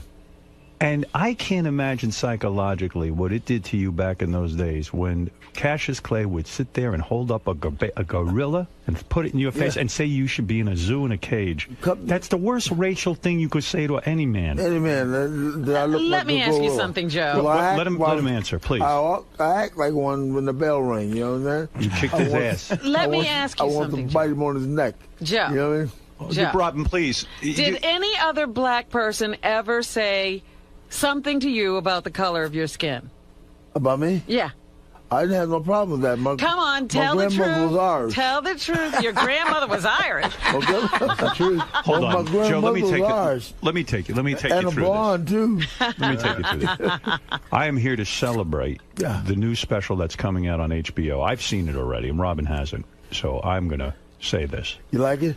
Do I like it? Yeah. It vindicates me. Yeah. I've been saying all along, all these years, the true champion of those fights was Joe Frazier. One not champ, Muhammad another, Ali. man. That's right. And this finally proves it. You know what, Joe? Muhammad Ali never did this show. And it's right, because he can't. Yeah, you know but why? then Because Joe pummeled the shit out of him. He could have done this show at one No. Lady, he had like 3 or 4 movies out. Joe, I'm worried about you. I saw in the documentary you were living in your gym. Yeah. You're down on your luck money-wise. That's what it kind of says. And now I heard you lost the gym. I haven't lost no gym. You got the gym? The gym is still there. I just want to sell it. I'm not losing it. Where are you living then? Here and there. Where? Here and there. Here and there. You made millions. He made millions. He's in a high rise. In a high rise? Yeah, he's doing So you're well. doing okay? Yeah, sure, I'm fine. You're fine. But the guys over the time, Howard, what they have done, I gave them a way of life. Yes. And you know what they done? They throw it back in my face and walk away. Yep. They went to Butch Lewis. They went to Don King. They went to Bob Am. They came to the Great Garden and left me holding the bag. Yes. So Marvis and Jacqueline, which is my kids, they're not in it anymore. Well, hey, let it go. You know what I mean? It's a whole lot of nice places that they can make out of it. The Irishman team comes over. You know what I mean? That's a gym, a hotel, a ballroom, or a kitchen, all in the one is there. Marvis, Robin doesn't understand this. She doesn't live the life that we have. Oh, my God. Explain to Robin. I want you to explain to my audience what it was like for you as a young boy growing up, and Muhammad Ali is busy calling your father a gorilla and making racial remarks about him and saying he's an Uncle Tom. What was it like for you? Well, growing up, being Joe Frazier's son had that one or two sides. You know, everybody in that system would beat you up all the time because you were Joe. Because you were the enemy. But he was the hero. Yeah, he was the hero. Well, a lot of people when I was younger would say that. Well, yeah, your dad's the Uncle Tom, and my dad not an Uncle Tom. Of course not, Uncle Tom. This man bowed before no man. Right. You know who the Uncle Tom was? Yeah. Light, bright, and almost white. Again, Right. we're doing it all over again. I see we've learned nothing. Let me We've tell learned you. nothing. What you mean we haven't learned nothing? We're learning plenty. What's it, Robin? Muhammad Ali said, and I learned this all in the documentary, I hate Joe Frazier worse than the white man. Yeah, he's lighter than I am. Yeah. He's light, bright, almost and white. When he spoke at a Klan rally, and they said to him, don't worry, champ, we're not going to lynch you. Yeah. You know how many black men were lynched by the Ku Klux Klan, and Muhammad Ali's palling around with them? That's right. I don't think he was palling around. Sure he was. He went and spoke. Why? I don't think they had dinner together. He was just white as them. That's what he was. It's true. You're so right. You're so right. Now the truth comes out, doesn't it? Yes, Well, after there you all go. these years. All on the table. All on the table. I knew I was right. Man, like the Lord been good to me. Yeah, damn and right. The Lord been good to all of us. You know what I mean? You look good. You worked the farms and the fields. Yes, I did. You know what it is to be a black Yeah. man in America. I'm in the back of that mule 24/7. Yep. Yeah. You know Get who up, was with mule. him? You know who knows mules? You. Oh. Did Muhammad Ali ever work a day in his life beside being boxer? No. Who worked? You. Me. You. Oh, yeah, this is ridiculous. Right in the field. Matter of fact, I used to drive the tractor Right. and load it all at the same time. You lost your toes working a lawnmower. That was a lawnmower. I said Robin ought to kiss you. This was a lawnmower, I said, a riding mower. you know what, Joe? I said to Robin before you came in, you ought to kiss that man's toes, and I remember you didn't have it. Yeah. Right when you want to go out. When you want to go out with What? Joe? When you want to go out with me? We're going out? If you want to. When are you in town? Huh? When are you in town? I'm in town now. I'm She's leaving town. Actually, I am going right out of town today after work. She got an enema. She looks good, doesn't she? She looks great. Yeah. She look good, you know what I mean? Doesn't she look good? That's a whole new hairdo, too. Different I wouldn't need the pillow. You The wouldn't? pillow? No. Talking about her breast. You wouldn't need it. You mean you put your head on those two pillows? No, I had to put the pillow over her head. Oh. You wouldn't even need the pillow. You're all right, Rob. Sometimes Rob, when you're not with a good-looking woman, sometimes you put a pillow over their head so you don't have to look at their face. There you go. And with Robin, no pillow. No pillow for She got a pretty face. Thank you. That's a compliment. You know what? Robin, you're a small piece of leather well put together. Oh, why, thank you. There you go. Marv is a chip over there. He has a poem like Kurt Angle. You always knew how to charm the ladies. He's a minister, you know what I mean? That's why he's trying to throw some good stuff there. You know, you talk about pussy. Let's get this serious. Take it Not easy. you, You're in the listen. presence of a minister. All right, but listen. You know when you talk pussy? This I learned in this special of yours. Ali, or whatever his name is, Clay, he took the fight because the so-called Muslim was cheating on his wife. Pay for all the more women. He took his girlfriend to the Thriller Manila. He was away from his wife. Wife showed up at the plane same time. His wife showed up. She almost beat the shit out of the woman he was with. Right. And here's a man, sir, proud black man. He's cheating on his black wife. Walking with supposed to be the Bible man. Right, Bible man. There you go, Bible man. Bible man. And he got 3-4 wives. Yeah. Ready to kill each other. Are you saying boxing has hypocrites in it? What you're saying is Ali went to Manila to get away from his wife so he could have an affair with his girlfriend. That's that was one too. Yeah. The fight was incidental. Yeah, the fight was all about. I hate to say a word like this in front of a minister, but pussy. I said. Am I right, Mark? I said at the hotel. He went in the kingdom with President Marcos. Yeah. I don't know what they done together. Okay. I'm gonna leave it alone. What Right. are you implying? Are you Joe? saying Ali had a sexual affair with the president of the Philippines, I ain't gonna say Ferdinand nothing. Marcos? I ain't saying a thing. You know what I'm saying? Let me tell you something. That'd be a You are Melda. no Uncle Tom. You bow before no man. Yeah. No. You had respect for women. Oh, yes. And you are a good man. And here's the thing that must kill you every day. And be honest with me. Joe, you never cheated. Big one? You never cheated. Never cheated on Marvis's mother. You never cheated. No, he was a good man. I did a little dip in there. Okay, thank you. Dip in there, you know what I mean? No cheating, no. But he would never be cheating. But he would never be dumb enough to invite them both to a plane. I just stop and go in there and tell them I can't do it. You know what I mean? Oh, yeah? I'm a true guy. You know? Walked away. Did you? Walked away with my pants in my hand. I pulled my pants back up. Let me tell you something. Yeah. All right, so you had some pussy, too. And you never cheated on Marvis's mother, right? No. Never. Thank you. She was a saint. No. That's right. I hope not. Yeah, you know, like, the more what you have to do, like, you know, Right. Marvis is watch praying. because you don't know who's looking at you, you know what I mean? At the time. Right. You know? Well, you were the champion, and you beat Ali the first fight, hands down. There's no question. I beat him all three of them. Exactly. Okay. This is my point. Yeah, okay. Second fight was a farce. Yeah. The third fight, he was done. You had that fucking manager, whatever he is. He told you not to get up and fight. Yeah, well, he's supposed to look at you. Had it won. He wasn't going to come out because he's out thinking about 71. We're going to crack him on the jaw again, you know what I mean? You went the full distance. Ali even admits he couldn't get up for the last round, and what are you, manager or something? My trainer manager. Do you hate this guy now? No. Well, see, once you make that groove in the corner, along with the trainer, other people who are part of you, you want to stick with him because he might see something that you didn't see. And everybody's alive today because of it.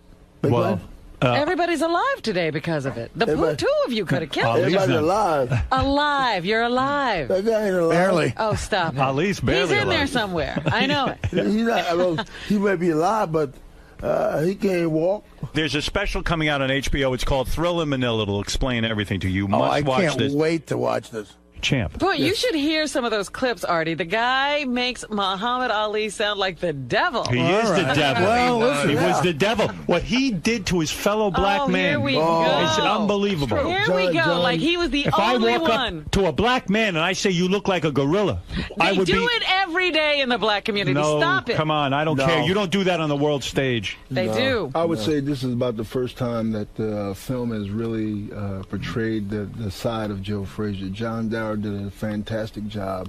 He's a genius. On, just showing Joe Frazier's side of the story. No one else has ever, shown his side of the story. Everybody's heard the Muhammad Ali side of the story, but this film portrays Joe Frazier. You don't feel that it goes too far to one side? You haven't seen it. When are we going to have? You have to see it. Just the story. Doesn't it kill you that Muhammad Ali just got $50 million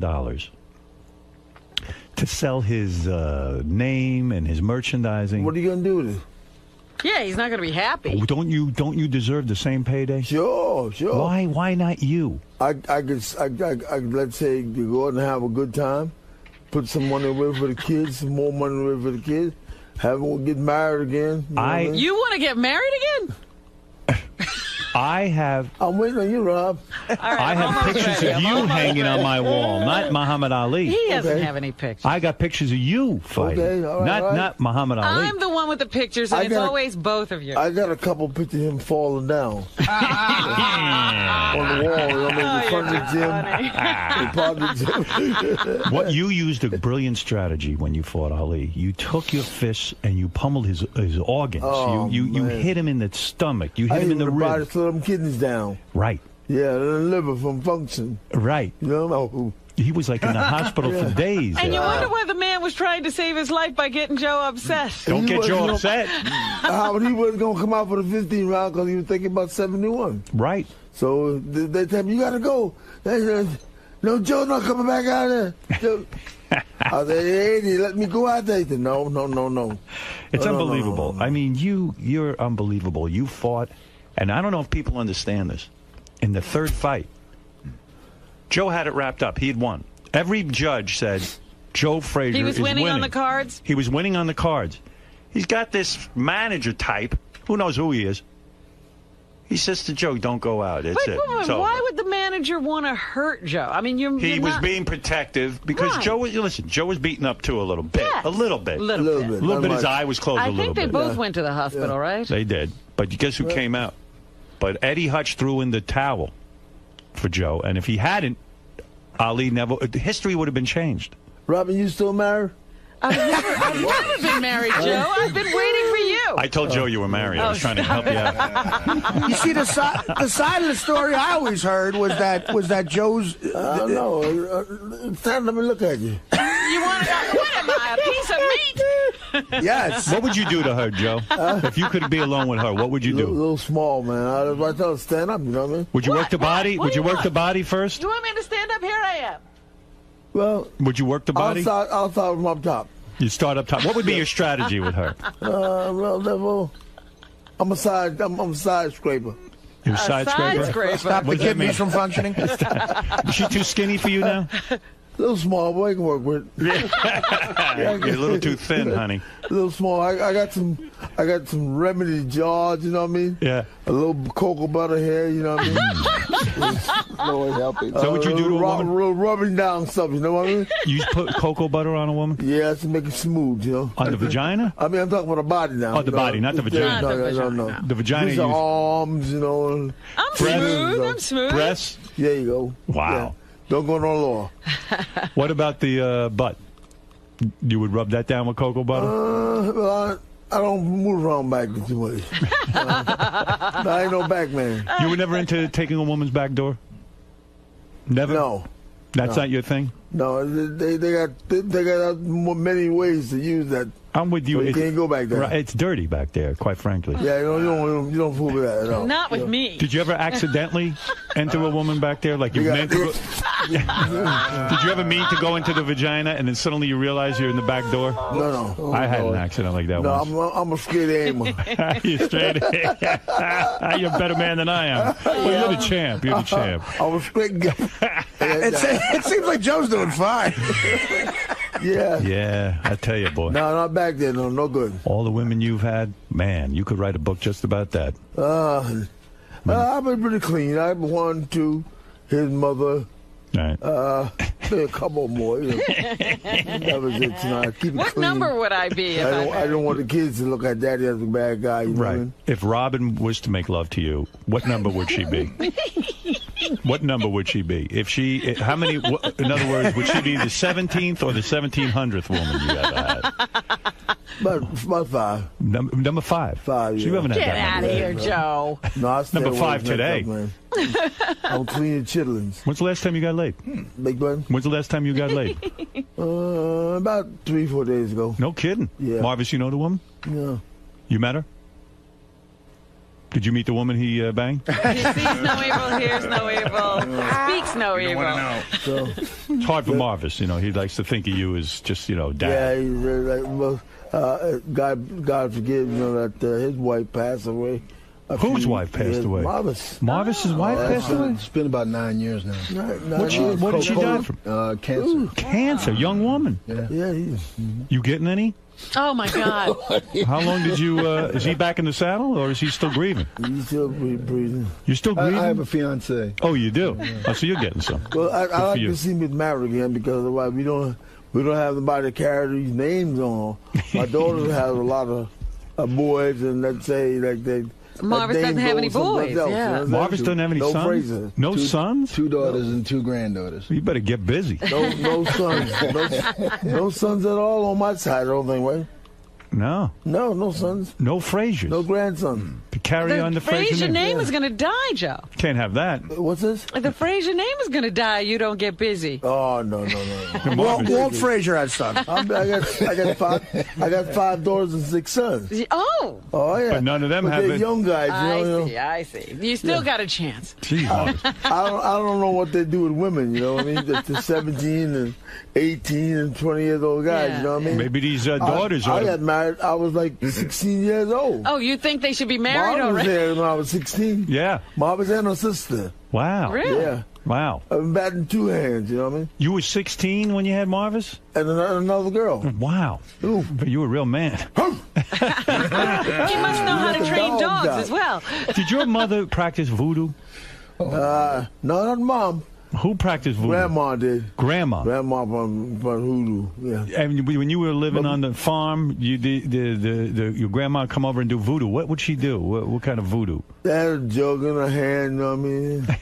Lord bless them. No kidding. I said, Grandma, what that for? To make you better. Better? Better than what? I don't want you to make that shit in daddy of yours. Don't you think she put a voodoo curse on Cassius Clay to put him in this position? Yeah. But back in the days, man, when it was Joe's, yes, Marciano, Sugar Ray Robinson, right on down the line, these great guys, man, I said, I'm going to be a champion of the world. And my uncle said, he was a rocky boy. Dolly, can I have a shot of that thing? That was liquor then. Yes. You know what I mean? Yeah. So that boy will be a champion one day. You'll see. That was his uncle. They all gone. My Uncle Rock. Yeah. Israel. So they believed in you. Your family believed in you. And now, though, you live with great pain. You do. Someone told me you're taking 20 pills a day just to stay out of pain. Is that correct? No. Somebody told you something wrong. But let's straighten that out. I'm a diabetic. Diabetic? Yeah, I'm a diabetic. No pains. He decided that the blood probably could drop too low or go up too high. Right. But it don't affect nothing else, okay? Right. So in other words... With a little too low, I got to get a Viagra. You know what I mean? I didn't know that. Viagra. What did I say? You got to take Viagra. No, I think I made a mistake. I'm sorry. I better vitamin E.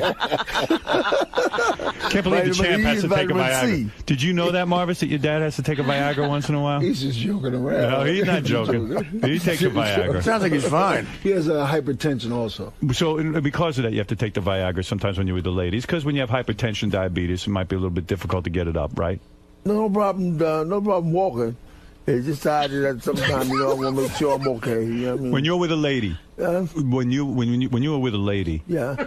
So when do you take the Viagras to get it hard? Do you time it out a certain way? Like how do you work it?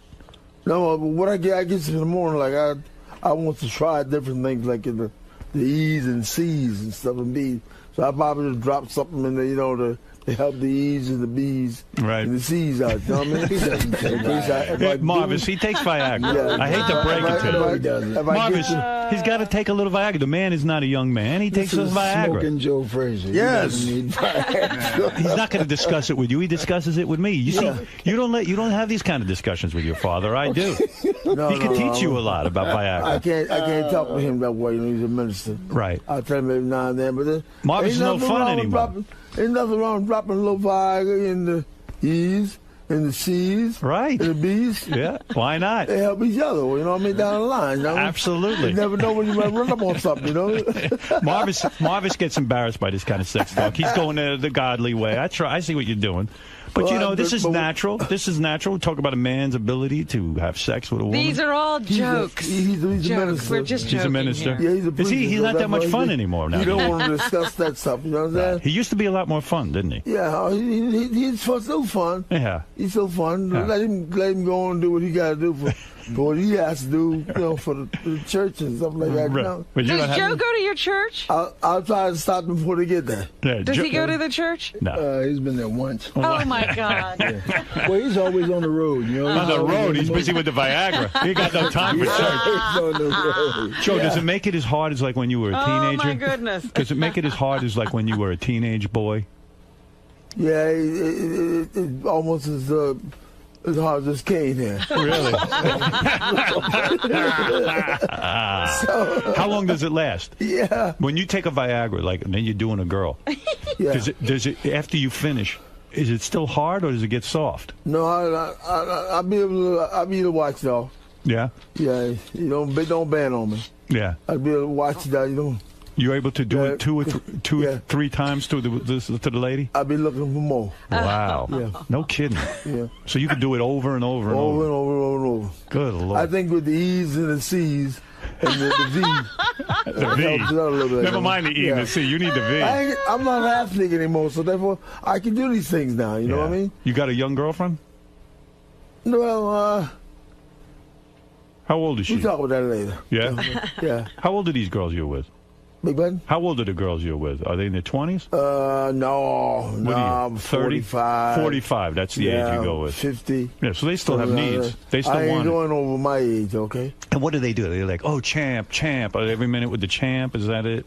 Don't call nobody's name because it might get in trouble. Right. You don't give anybody's name. No, they call nobody's name either. When you're with these women who are, let's say, some of them aren't that beautiful, and you say you put a pillow over their face, did you ever once smother a woman by accident and kill her? No. With the pillow? No? They got to give them breathing room. Breathing room. See, Robin, if Joe ever put a pillow over your face, you'd get breathing room, so don't worry. He would know to let me breathe. You know how to control the pillow. Yeah, but you don't need a pillow for her, though. Thank you for not smothering me, Joe. You still married? I'm not married. I've never been married. She's never been married. Oh, yeah? But she has boyfriends. Don't ask what's going on. She's got boyfriends. Oh, yeah. Yeah? Yeah, she loves it. I don't know what he's talking about. She loves it. How many boyfriends you have? I don't know what he's talking about. I think she's got one now, but I'm not sure. I don't know what he's She's talking got about. a young white guy, Joe. I don't know what. I don't know what he's talking about. I don't know what he's talking about. 25-year-old white boy. Oh, yes, right. Sure. Nothing wrong with it. Sure. Yeah, barely out of diapers, this one. I'm Man. with a kid in a diaper. No Viagra there. No. That's who I'm with a kid in Marvis, a diaper. when you were a young man growing up, did your dad ever take you aside and teach you the pillow technique in case you ever with a girl? Did your dad ever teach it to you? You must have learned something from him, right? What was I? Marvis had more of a quiet life, more than the other brothers of his own. You know what I mean? He's a great man. Yeah, he's a great guy. I like Marvis. he's a true preacher. You know what I mean? Yep. I asked him how he does it. You know what I mean? But therefore, he said, "Look, Dad. I gotta walk right." I said, "Well, ain't nothing wrong with walking right, but when them girls come to see you, you gotta do your job." Oh my! Right. You're a this good was father. your fatherly advice. You're a good father. That's right. You sat your son down and you said, when the girls come, you got to do your job. Your job. That's what it is. I mean, Yeah. they ain't coming around you to shake your hand because you got a couple dollars. Right. They want to get beat up. I didn't say eat up now. I said beat up. Right. You told him you taught your son early on, you got to satisfy these women. That's right. Did you encourage him to perform oral sex on these women? In other words, some men don't teach their sons that. No, we don't go that way. That the black community. That's a little rough for him. Marvin, I ain't gonna get down. I ain't gonna get down too rough on him. You know what I mean? Right. There's some of the things they ain't gonna tell you no way. You understand? You never licked a woman down there, right? You never did that. You never sat there and licked them. No, I never go that low down there. You never went down there. I stay above the navel. Above the navel. And you taught your son that too, right? I hope you did. Marvis, you go below the navel? Wow. Why not? No, man, no. Oh, my goodness. Marvis is more beat up than when he fought Tyson. Down goes Frazier. Do you think Muhammad Ali used to lick all the women? He probably licked them down there, right? Because he bows before the women. I don't know what he done before. Now. Yeah. At a Klan meeting, he probably did it. Well, I'm sorry. Now, who knows what he got did? to do something now. You know what I mean? He probably can't get it up, so he probably has to lick them forever, for hours. Do you think that his wife or someone has to like he just has to lick her for hours because he can't get it up? Because of what you did to him? I'm not sure what that's all about. You know what I mean? But you're still giving it to I him. respect him and the wife on those parts. I don't really know what they're going to do. You know what I mean? Yeah. Whatever he do to make us stay, let him keep on doing it. Right. You know what I mean? Better luck to him. I don't think Viagra's helping him. I do what I got to do, okay? Right. Yeah. You know, it was about, I think about 2 or 3 years ago at the... Don't tell me you licked a woman, Marvin. Stop it. Your father will throw you right out. No, this was at the All-Star game that was held in Philadelphia. Right. And my father and Ali in a private quarters inside a hotel. You know, they embraced each other, you know. Why? For, I guess, love, forgiveness. Wow, come on. Come on. I mean, You know what, man? I wouldn't He talk around, you know what I mean? I wouldn't have hugged him. Yeah, he talks around, you know what I mean? He can't get directly straight to the point, you know what I mean? He didn't look at you. Yeah. He hugged you, but That's all right. did he look you in the eye? No. Yeah, I'm still a father, so you got to be careful. You're damn right. Yeah. It wasn't sincere, was it? Yeah, he got a good job, and he's a good minister. You know, and he's good for the kids, you know what I mean? Yeah. And he goes to the prison, he goes to the church, he goes to the community. Right. But he can't make you forgive Muhammad Ali? Is that what you're saying? He probably... You want to go get him? You know, if I was hugging Muhammad Ali... When you were hugging Muhammad Ali, were you afraid he's going to put a knife in your back? Oh, dear. Wow. I bet you checked him. I hope somebody frisked him first. I hope somebody frisked him. I wouldn't have hugged him. Any man who called me a gorilla says he put me in a zoo. No hug. Howard. Sorry. Howard, you know what? You're such a hypocrite because you spend all your time now apologizing to people. I apologize to one person. Two people. Yeah. One person. Soupy, and who was the other guy? Another and there guy. was a third guy. No. Yes. No. And you say, I was vicious, I was wrong. He was not treated well. And those people were not treated well by you. Didn't you go to President Nixon and beg him to let Muhammad Ali fight? For a driver's license, he gave him. That's right. You got Nixon to give Ali a driver's license? No, a boxing license. No one was giving him license together. They took driver's license. They had everything. Took license to fight. Yeah. And you didn't take a married license, though. No, can't get that one. Joe, so you're in the presence of a real man. You made up with Ali, and Howard made up with Soupy Sale. I was Ali.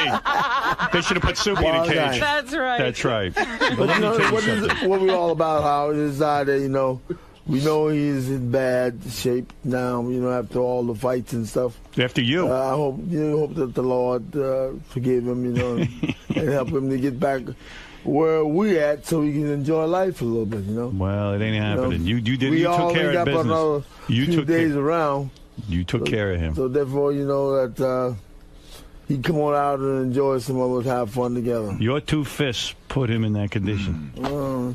Well, let's say I had 100 fights and I lost 2 to George.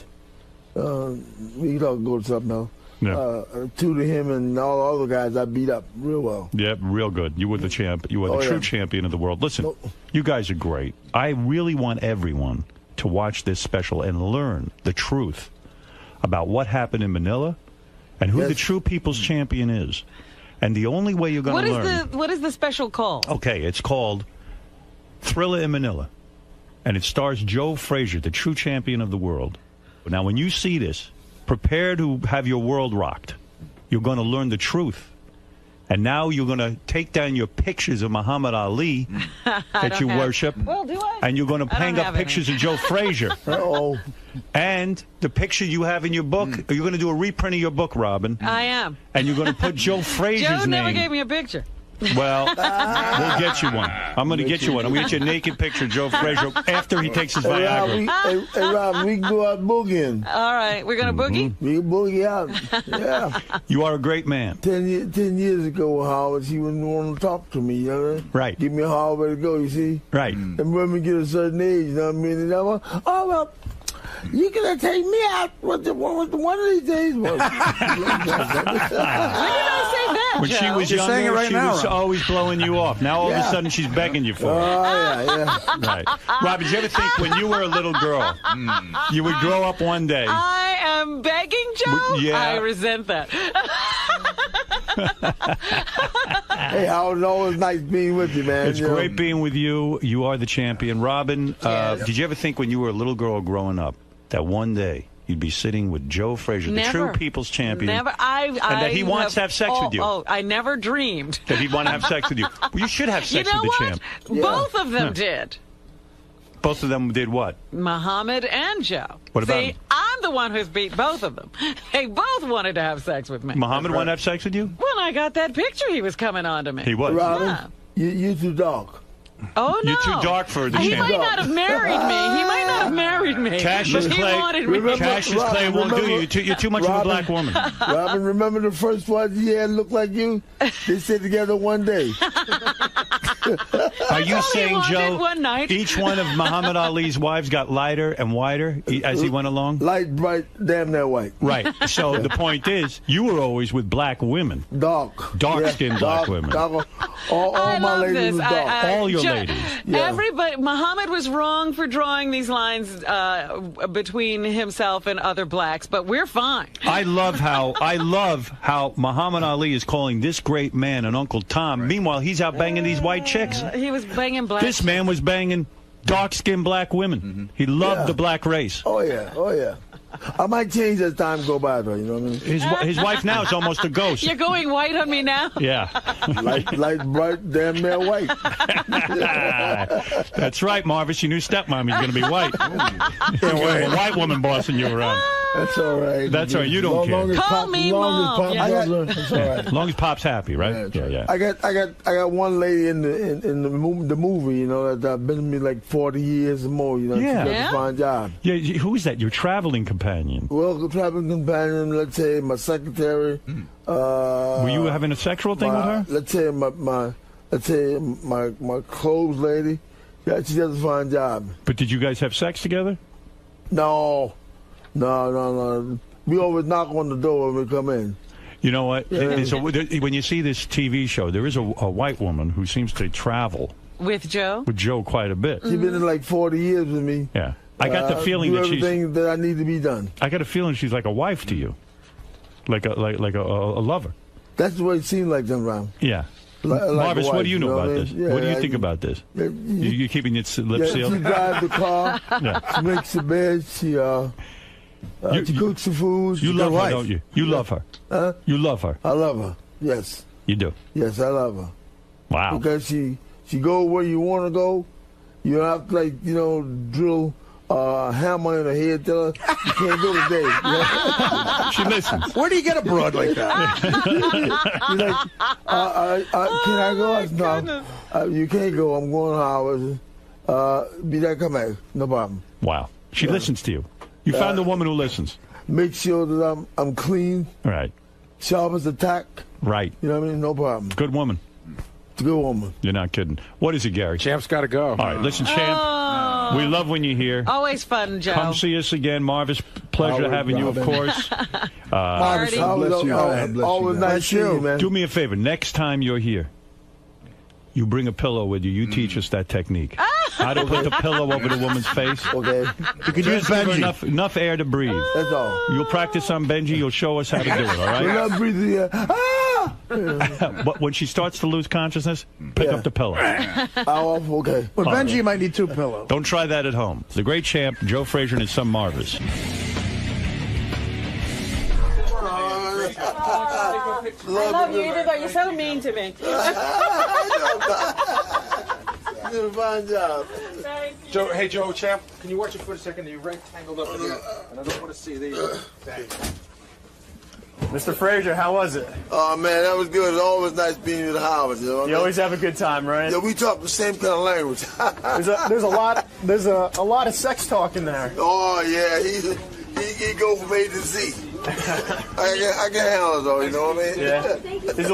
Is it a little awkward with your son there talking about sex and Viagra? Good luck. About what? Is it awkward talking about sex with your son sitting right next to you? No, he's a grown man. It's all good, right? He's almost as old as I am. We didn't get filthy. Not that bad.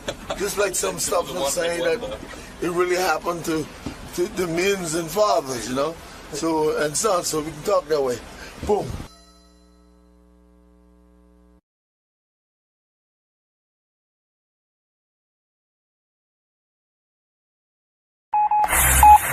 This is the best of the wrap-up show. A recap and behind-the-scenes look with John High and Gary Dell'Abate.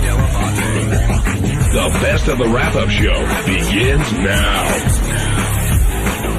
On Monday's wrap-up show, Richard came by, and he's dying to meet Seth MacFarlane, to the point where he's willing to have somebody jerk off on his back. And when you think of someone who's going to jerk off on his back, we talked about male porn stars, we talked about a bunch of people, but there was really only one person who Richard wanted, and that's Sal. And none of us are surprised. Here it is.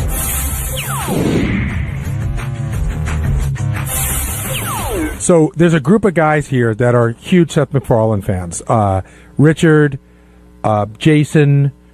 I guess, John, you would be part of that camp. I'm not as hardcore as they are, but Richard and Jason in particular. And we've been pitched Seth, a gazillion times, and I just never watched the show. Then my kids started watching the show, and I started watching it with them, and I realized it's really a very funny show. But also I would think that the people that watch that show are Howard fans. There's, a similar thinking there, wouldn't you say? Yeah, I think it's a very edgy, it's animated. It's a very edgy show and great, really deep references to everything, but very, very funny. So we pitched him as a guest a bunch of times. I think he's tried to come on a bunch of times. And Howard's been more of, not that he doesn't like the guy. It's just like, I'm just not that familiar with the show. So in the meeting last week, we were all like, we feel very strongly. We have some good angles on him.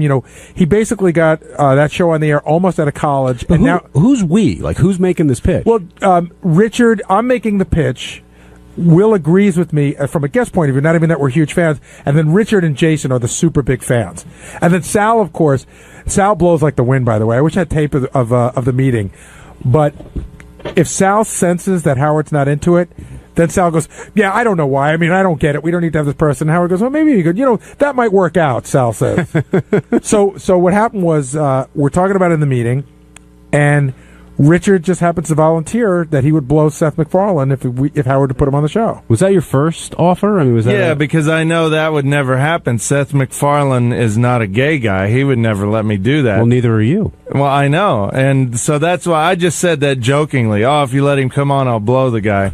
Just kind of understating the fact that I would do almost anything for Howard to approve this guest, because it's one of those guests that has been pitched several times that I always thought, oh, we gotta have him on the show. He'd be so great. The voices. I saw him live at Comics, this comic club, comedy club here in New York, and he was amazing. His Hulu commercials, which have been running a lot. Have you seen it, John? Yeah. Where he does all the voices, I thought also was interesting. But, at the end of the day, we pitched Howard enough information where he was on the fence about him as a guest. But then, Richard blowing a guy, God, that sealed the deal. And Richard won't be blowing a guy, but you will be taking another man's load on your back. And I will. And who's that man? Who's that man going to be? Hopefully my partner in crime, Sal Governale. Why don't you just leave out the part in crime? Well, yeah, let's back up a little bit, though. Before Sal, you were saying you wanted a male porn star, one of your favorite male porn stars, to do it. Does it matter who it is? Ultimately, you're getting the load on your back. Yeah, but, these people are emailing me, making me nervous, saying, oh, make sure the guy's safe. If it's a dirty load, you could catch something. And so I just thought on a radio standpoint, and Gary loved this idea. I went in and said, hey, Gary, what about Nick Manning? Love that. Because it'd be funny. He'd be, he'd growl and yell my name, like dropping loads over Richard Christie's dirty back, things like that. But Nick's a straight guy, too, so I don't know that he would be willing to do it. What about your hero, Peter North? Well, Peter North never does any gay stuff, so he would definitely not be into that. He would not do that. So let me ask you a question: Is that basically your admission that on some level this is a gay act? I'll admit that. Yeah, I mean it's definitely not straight to jerk off on another guy's back, or to get jerked off on. Or to get jerked off on. Like Richard came to me and he says, after somebody sent them the note about you got to be careful.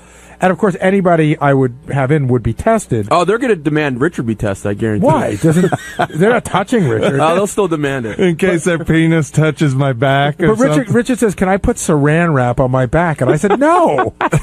Come on. It's just like a rubber, I'd still feel it. Wax paper? Yeah. Jed in Montana, you're on the wrap-up show. Hey, guys. First, I'd like to say, Gary, awesome job on East Street Radio. Oh, thank you, man. I love your show. That was fantastic. Appreciate it. Richard, man, I'm a huge fan of you. Thank you. But, I sense that you no longer will be. No, that's not true, dude. Even if you do it, I'm going to laugh my ass off. That's a fact. But, I mean, you seem pretty tight with your family.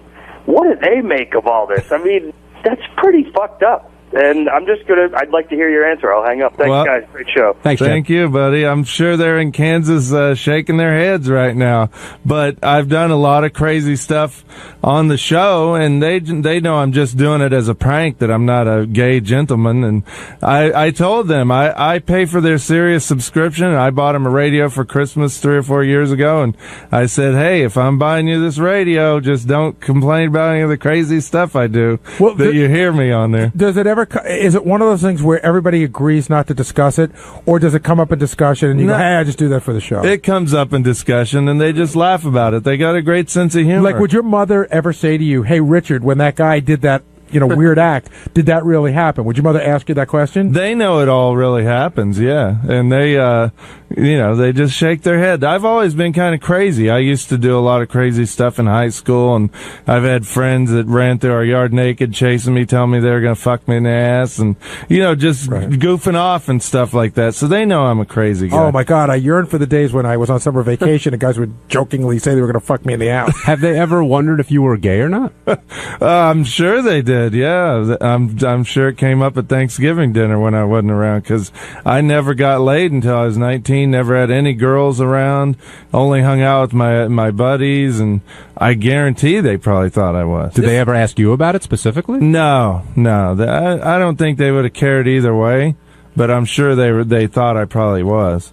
This is where I'm jealous of Richard. I'm very close with my parents. I love them. I have a great relationship, but they would be upset if I did this, and that's what keeps me from doing some stuff like that. But did they give you a hard time back when you used to get naked and do stuff? Oh my God, you should have seen how upset they were when they found out a guy named Kip, who looked a lot like Benji, went to the bunny ranch. I'm not kidding. So I was wondering because I've talked to you about, is there something that would cross the line for your parents? Do you think that they would actually say, this upsets us, please don't do it? If a big veiny penis entered my rectal cavity, I'm sure they wouldn't be too happy.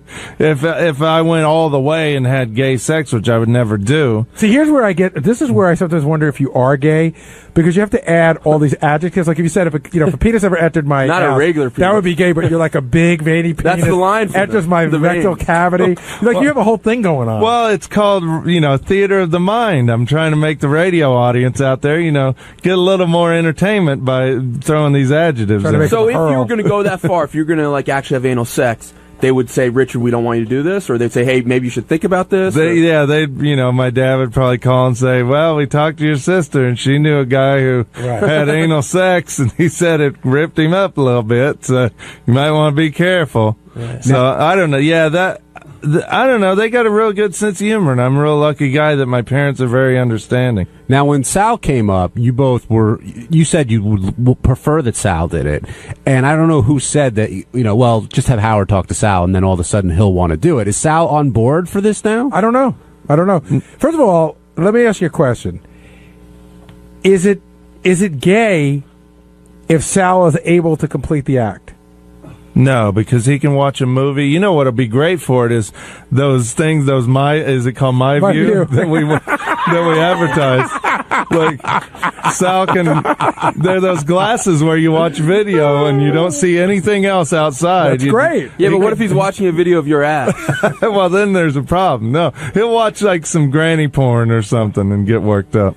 Now, have you talked to your girlfriend about this yet? No, I'm sure it'll come up. She's probably listening right now. And how would she feel about it? She'll just shake her head just like my parents do. But she never says like, "Hey, you know what? That's a little bit weird for me." And you say, "Hey, this is what I do for a living," or does it ever get to that? No, it never really gets to that. I mean, I don't know. I mean, compared to this, what do you think is worse, this or me licking Sal's balls? Because that was pretty bad. They both have their pros and there's no cons. Because I'm not really doing anything. I'm just laying there. I don't really think that this maybe is even as bad as licking balls. I don't think it is. Like if people are all worried about the gay thing, I think the other thing is more gay. This is just more dramatic. Yeah. But the other thing is actually more. I don't know, dude. I mean, this thing's going to land on your back, and it's going to be warm, and it's going to be from a man, and it's going to be. You can't sit there and separate that as a non-gay act. I'm not going to see it though. I'm just going to feel. No, that's even worse. Really, because to me, it's not a big deal except for the stigma. Like everyone's gonna be like, "Oh, it's like so crazy." Like, do you really even give a fuck that much? Not really. As long as there isn't any big health risks, that's the thing I'm worried about. So, are you going to make Sal get tested, or do you just trust that? Since he hasn't had any sex at all in 5 years, that he's probably healthy? Yeah, I'll trust him, but he doesn't wash his hands sometimes, so maybe I won't even get tested or his pouch. In case. He doesn't watch his pouch in his either. pouch, he might have, there could be something growing in that pouch just from, not washing it for a while. Hey, it's Sal Governale, and on Tuesday's wrap-up show, the boys were pressuring me to jerk off and come all over Richard Christie's back. And, I love Richard. I love the show. I've done some crazy things in my past, but getting naked and whacking off on a man's back, I think that's where I draw the line. Check it out.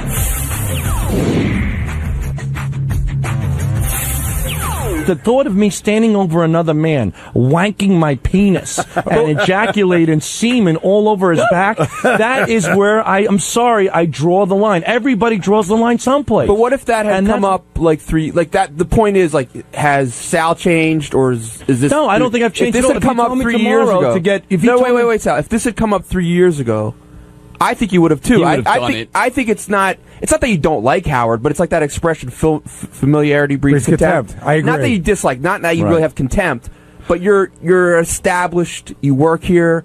You're not like Howard. You don't feel as willing. You don't feel the need to please Howard as much as you did when we got here. But I have to say that is would you completely agree with unfair. that? No, I have sleepless nights over the show. I break my ass for the show, and I'd be willing to do stuff. But there is an area where you have to draw the line. There are certain things that you just don't want to do, and this is something that I don't want to do. I want to move past this. I do remember though when we first came to Sirius, there was a couple weeks we were all planning and getting ideas together for Sirius, and they were some of the craziest freaking ideas I've ever seen. Like what?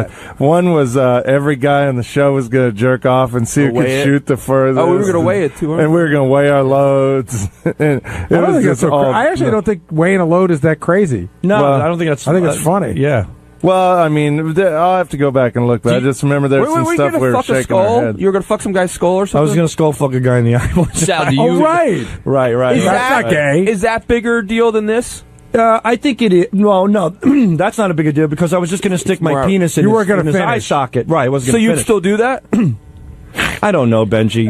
Let's focus on you. I mean, I think I'm doing very well. Sal, I think I'm evolving in the right direction. Sal, I don't think there's anything wrong with it if you don't want to. I'm trying to figure it out. I don't know. I'm trying to get past that. I've learned a lot from the show. So you've changed. Yeah, I've changed, So, but Sal, I'm changing in the right with your direction, in my newfound- opinion. But it doesn't mean I would object to certain things. Okay. I mean, just 6 months ago, my asshole got ripped apart by a paintball gun. Yeah, and you got paid well for it. Right, but I'm saying I do stuff. And Richard now but is being you did it compensated. only because you were getting And paid why is for Richard it? being compensated right now? For Seth MacFarlane, to meet him. There is something behind it. There's a huge difference. And why do I have... No, there isn't a huge difference. To him... But don't make it sound like you did the paintball thing because you want to give back to the fans. You did it because you wanted the money. And there should be something involved. When you do things, there are... But you work here. Right, I know. So what does that mean? Of course I work here. I work hard. You should be given a bonus for doing your job? No, I'm not asking for a bonus. But you just said you should get money. But is that part of our job to come on guys? Well, hold on. Someone didn't read their contract. Yeah, is that in my contract? Hold on. Let me frame this argument here. So I think what Sal's saying is Richard is willing to get a load on his back so he can meet Seth MacFarlane. And he chose Sal to be the guy to do it. So Sal's saying, okay, I'll be the guy to do it, but what's in it for me? Is that... No, I'm not saying what's in it for me. I'm saying Richard wants to meet Seth. He wants to be willing to be the person willing to take on punishment. This has nothing to do with me. He's being compensated with Seth MacFarlane. Have you never dragged Richard into one of your dumb sort of gay stunts because you wanted to do it and he didn't? I guess so in certain cases. I'm sure we do all our things together. I understand he wants me involved in this, but this is something where it's over and above Richard. It's over and above the show. It's about my children. It's about me jerking off on a man. It's a lot more to it. You don't see pornography. It's blatant pornography. Richard, I'm jacking off onto a man. It's like giving somebody a facial. But sticking your dick in a man's skull eye socket is not pornography. Maybe it is. Maybe it isn't. Sure. Yeah. I think it's the erection. Listen, that makes by the way, I would have a strong leg to stand on. I'll give you that much. You don't see this as a compliment that Richard would want you of all people? Yes, I do see it as a compliment, and. I'm at a crossroads because I love the guy.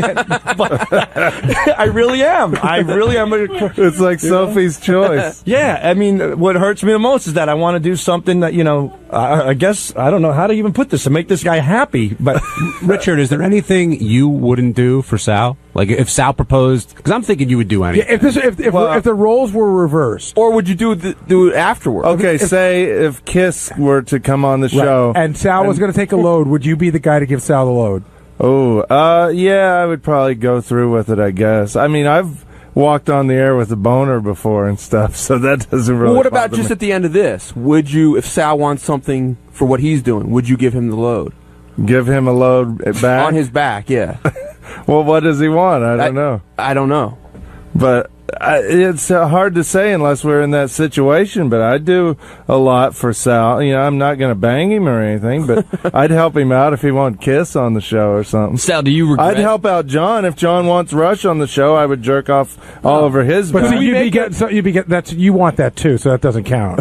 Yeah, Richard. No, I just want to see John laying on the ground with me jerking off on top. Hey, Will, now that we're going down this whole road, do you regret that because this really all stems from you? You were the guy that stem from you were the guy that brought it up as the idea when we were going to give away the Panasonic TV. You brought this up. That was like a $50,000 TV, wasn't it? No, I got you. But I'm you just were saying. so looking forward to this. I honestly, I know it's gay, but I don't have a huge issue with if a dude blew his load on my arm or something like that. It's not my mouth, so what do I give a shit? Do you guys feel High Pitch Mike was a little bit fraudulent in that whole deal? Yeah. Yes. In what respect? Because it's not that big a deal if you're gay to have a man's penis on your face. Well, that wasn't a man and that wasn't a penis.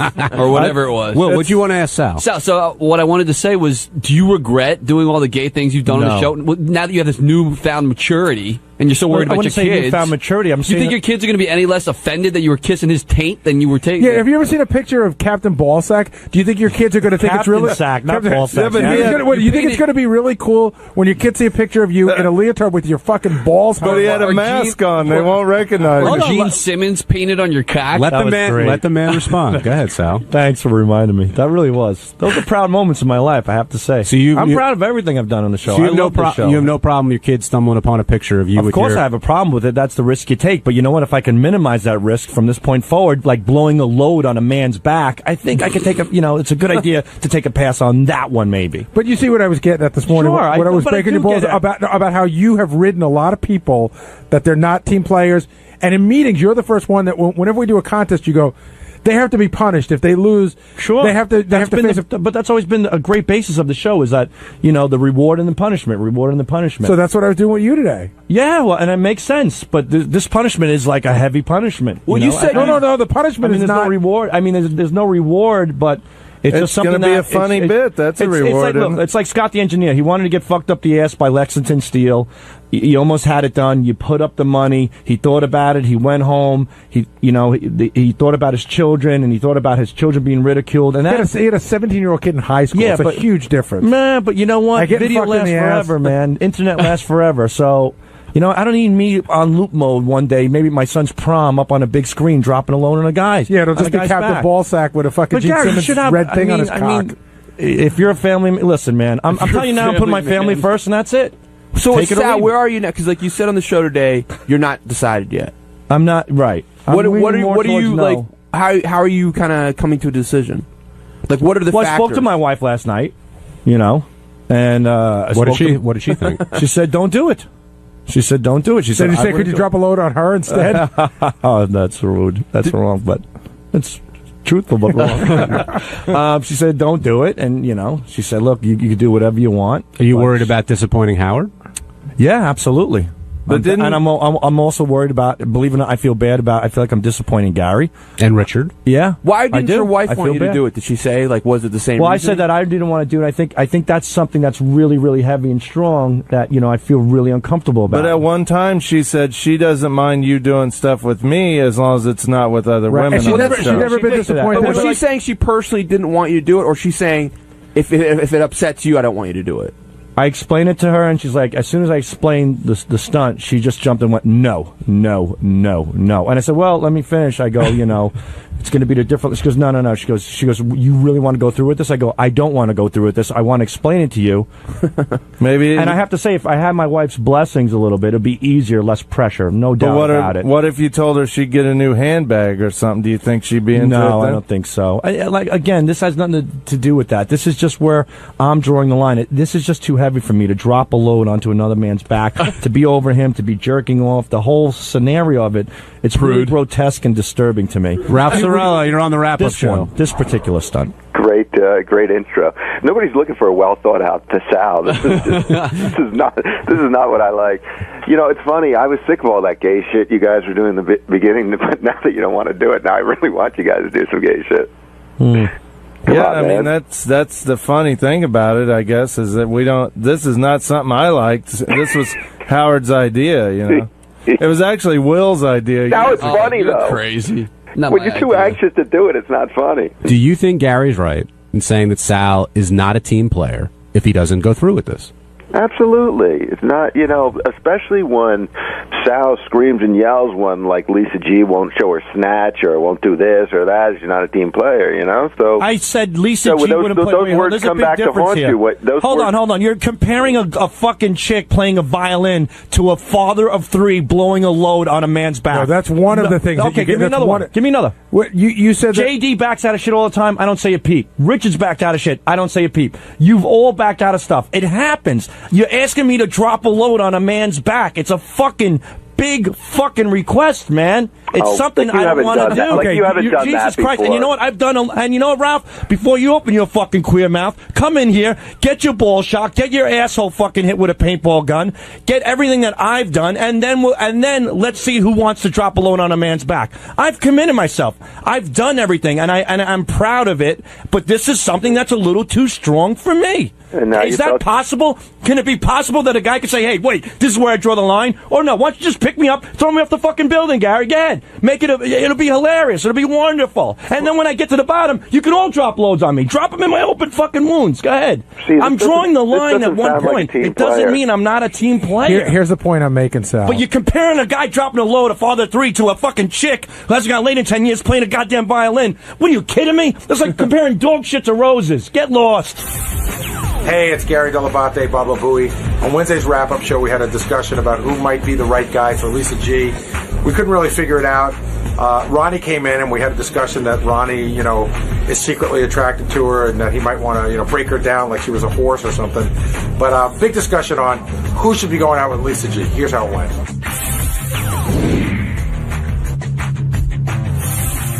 Is it fair for Lisa to compare her lifestyle to Howard's lifestyle? No, she can compare it to every person that has our hours, which is everybody from a baker to a mailman. You know, a lot of people get up at 4 a.m. So, I mean, I don't understand what do you mean, though? I don't understand. Well, she was using that as one of the reasons, if not the main reason, why she couldn't find someone or continue foster a relationship because of the hours we keep. Right. Oh, she said that? Yeah. Oh, yeah. Oh, because of the hours? See, I don't think for me, it's hard. I'm a night person. Well, it wasn't just the hours. It was also Howard goes to bed early. She likes to go to bed early. She was sort of drawing. I don't think our hours are that crazy. Her hours are that out of line with most of America. Yeah, I thought, quite honestly, when she was having that discussion, she was sort of making, in my mind, she was making the case for that she's almost like a Howard Stalker, like we're the same.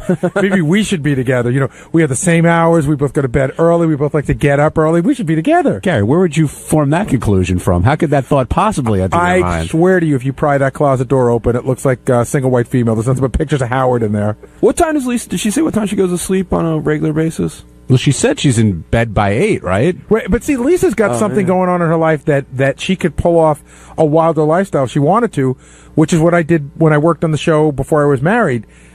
You can get out of here at 2 o'clock in the afternoon, sleep for 3 or 4 hours, and go out at night and have a little bit more of a nightlife on a weeknight.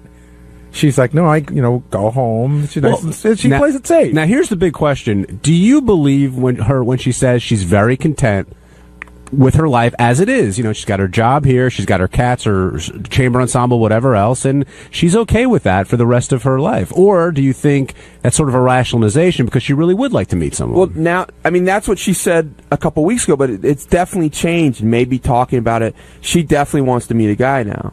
So she definitely, that's a new thing for her. All right, and if she was picking around here, is there a right guy, do you think, for her? Would anybody here be interested in dating Lisa? Oh, I think there'd be a couple guys that'd be, well, no. I mean, would we be interested in having sex with Lisa? The answer, some of us, sure. But like, that was a point I brought up today. I think in order to get to sex, you have to put in a lot of time. How much time? I said at least a month and a half. I think that, I'm saying 6 to 8 dates before, you know, and you would think that, again, I'm 48 years old, like, we're not in college. We're not gonna like fuck around a little bit. Like, if we're gonna, you know what I mean? We're gonna have sex at some point. I think Howard was right that you could do it. And first of all, I would date Lisa. Like, I think she's attractive. She's got a good personality. We probably will go on a few dates. We talked about it. But I think because Lisa mentioned to me that she loves dating guys who are on this weird list where the girls come and fuck them at 11 at night. Who do you think I'm meeting? But I think Howard's right. You could get him within 3 or 4 dates. I mean, get Lisa within 3 or 4 days. What makes you think that? I just think that there'd be a progression, especially with texting. Like, texting can make, you know, can fill in a huge amount of a relationship in a couple of weeks. Would Lisa go out with Benji? I think Lisa would have dinner with Benji, but if you said, "Are you guys going on a date?" I don't think she would. I don't think she would characterize it that way. Would you try to make a move on the first date? No. Not at all. Well, it depends. It depends. Are you talking about for Lisa or just in general? I'm talking about Lisa. No. I would not make a move on the first date. No kiss goodnight, nothing like that? No. Unless I might, you know, like a nice, like, little hand squeeze at the end of the night. And if she approached for the kiss at the end of the night, I might. I don't see those two together either. I'm sorry, but Benji, I'll be the dick on this one. I don't see Lisa dating you. We talked about it in the hall. I think she would. But I might not even call it a date to start with. Like, if I would really wanted to approach it in a smart way. What would you call it then? Let's, like Gary said, let's go out to dinner. You're in the vortex. All right, I'll get out. Jason in Detroit, you're on the wrap-up show. Hey, guys. First of all, I think Lisa and Benji dating would look like the number 10 walking down the street. Second of all... She's not that fat. No. I think Ronnie's got something for Lisa. It's totally obvious. Every time he's in there talking about her, he just sounds like the little kid in the schoolyard, pulling at her pigtails and stuff like that.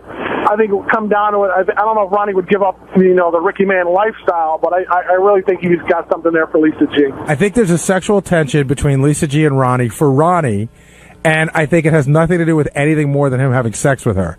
I think Ronnie would love to have sex with her, but I don't think Ronnie like dreams of having a relationship with her. Well, we've used that pigtail analogy a lot with Ronnie and Lisa, but she really does get under his skin. When she was in the studio, Benji, you didn't hear it. He was yelling in the hallway, like at the top of his lungs to get her out of there and to shut up, and she really bugs him. Yeah, so. Ronnie's like one of those guys that's like, I'll teach her a lesson, I'll fuck her good. You know what I mean? Thanks for your call. Now joining us on the wrap-up show is someone who was a candidate, actually, to date Lisa G., and that's supervising producer of Howard TV? Yes. Mike Gange. Gange, is Lisa in your future? Do you see a possible date? No. First of all, I like Lisa. She's a tad old for me. So right there. Well, wasn't your last girlfriend 14 years younger than you? Yeah. So was it 14 or was it 16? When we started dating, I was 31 and she was 19. But the truth was, he was 31 and she was 18. But he hates the 18 thing. I swear to God, she was 19. How about like a week? Yeah, by like a couple weeks. So anyway, she is a tad old for me. How old are you? 38. Okay. And how old is Lisa? Do we think? I don't know. I'm not sure, but she does look good. I mean, don't you guys think? She looks okay for what? I mean, if she's in her 40s, she looks okay. And what if she's? Well, what do you think? She's in her 30s and she doesn't look great. Like, how old do you think she? How old do you She think might be like 12 and have that aging disease. Who I knows? would guess, and I don't know for sure, but I would guess. How old are you, Gary? 48. I would say she's your age, if not. Yeah, I would say about your age. So if Lisa were 48, how do you think she looks? I think she looks okay. I think she looks good. Yeah. Body's in great shape. Keeps her body in great shape. And I do like that she doesn't look like she's had any weird face work, and that to me is a huge plus. Yeah. From the and I'm not disparaging her face, but I'm saying from the back, I would put her up against anyone. If you just look at her from the back. Yeah, no, she's got a body that's from the back. Incredible ass. She looks younger. You want that date, don't you, Benji? Huh? But dude, do you disagree that I think she looks. I think she looks. That's great. in jeans. We haven't seen it. But so again, why not date? Because she's too old for you. That's part of it. But second of all, I've hung out with Lisa G one night, and she's like an old fuddy-duddy. Well, when did you hang out with her? What happened? we were in Los Angeles and we went to Nobu one night, and so it was this Superfan Roundtable. This was celebrity Superfan Roundtable. Right. We went to Nobu. By 8 o'clock, she wanted to go to bed. She ate next to nothing. I'm on Los Angeles. She ate next to nothing, and you're at this great restaurant, Nobu, and she literally ate a tuna roll, which you can get anywhere in the world. It probably tastes exactly the same. Like she has no desire to experiment or be fun, and I don't think she drank that night. She's just not she's not like a wild person. What Ganji's saying is what I've tried to say. I guess the nicest way. I don't see Lisa letting loose. Right. I don't see Lisa letting her guard down. I don't see her saying, what the fuck? Let's get drunk. Not let's get drunk and have sex. Let's just get drunk and dance and have fun. Well, but when Howard brought up Ganji, I don't know if you heard it. She said, Ganji. I think of Ganji as I would go out with him as a friend. Yeah, well, which is the rap that you always get. The F word. Yeah. Well, you know what? I'm actually glad that Lisa thinks of me as a friend. I don't want her thinking of me as anything else. Is she too old to be a friend? No, as a friend, she's okay. I could have older friends. But Lisa had that whole rap on the air today that, she had her wild period. I would bet $500 that Lisa had no wild period. Ever? Ever. What makes you so sure? Look at her. I mean, really. I've been out with her. I know what she considers wild. If she's about my age, she came of age in the 70s and the 80s. If you haven't had at least 1 to 2 STDs and a pregnancy scare, you have not had a wild life. I would guarantee Lisa's story about how she hooked up with, or had sex with somebody after just a couple dates is total fabrication. Hey, Gary, she does have a great chlamydia story.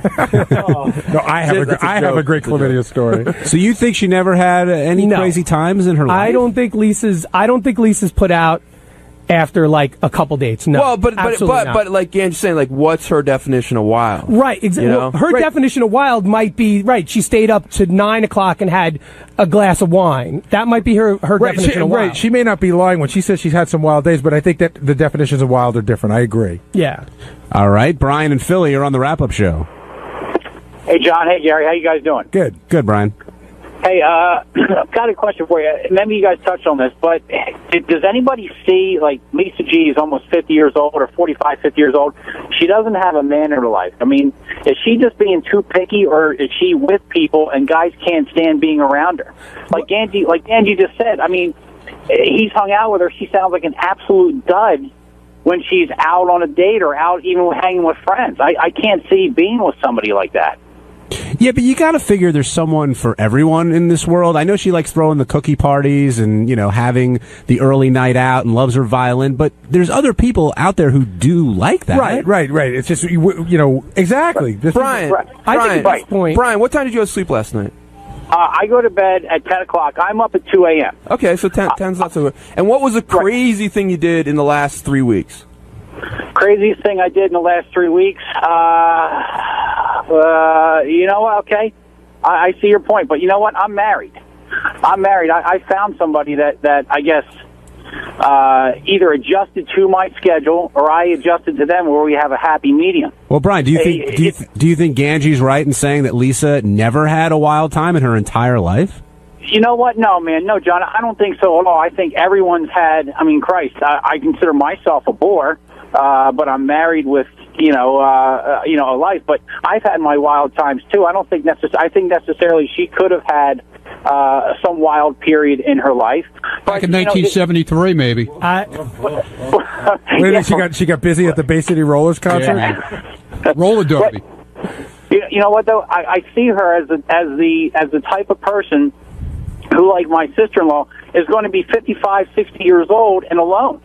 She doesn't want to adjust to anybody else's schedule. Right. And, but Lisa sort of says that's okay. She said I've gotten to the point where if I'm going to be alone, that's fine. I'm not going to sit here and pine away for a man. If it comes along, it's fine. But I've got a life. She's got her violin and her job here, and she goes out and does what she likes. And she's saying, "Don't feel sorry for me. I'm plenty happy." Yeah, but she made a statement when she came out of the studio out in the hallway to the camera saying that she needs a man like Howard. She made that point clear right out there. Well, she should have left out the word like. Yeah, she needs a man named Howard. Exactly. Ronnie, that's what I said. Yeah, Ronnie, you weren't in here before, but Gary was theorizing just that. Like, the guy for her is definitely Howard. Oh, without a doubt. And she'll never admit it, but, it's a guy like Howard. No, it is Howard. And she reminds me a lot, too, of maybe her standards are high. Like, Howard and I used to joke around all the time. When Seinfeld's show hit, every Jewish girl on Long Island thought that they should be with Jerry. That's the guy for me. Funny, successful, whatever. And we're like, well, okay, there's one Jerry. There's plenty of guys that are like Jerry. Oh, yeah, but he doesn't have any money. He's not that funny. See, I think she should be with somebody more like Ronnie. I think that's what she really needs. No, somebody to break her. Ganji, she needs you. No, she needs somebody. Every girl's best friend. She needs you. But that's what I'm saying. I think she needs somebody like you who's the complete opposite of her to break her. She doesn't need, she doesn't need a. What is she, a lion? No, she has throw a saddle on her. Yeah, exactly. She needs to be like ridden and like broken like a horse. Yeah, Brian. If that's what she needs, I'll help her out. Hey, what's up? On Thursday's wrap-up show, the guys were all on Twitter about the show being on Twitter. Tim Sabian came up with the idea that we need to be on Twitter. We need to start tweeting. So Howard made Gary the head twatter to send out tweets to all you Twitterers. And we discussed it all on this wrap-up show. Thank you.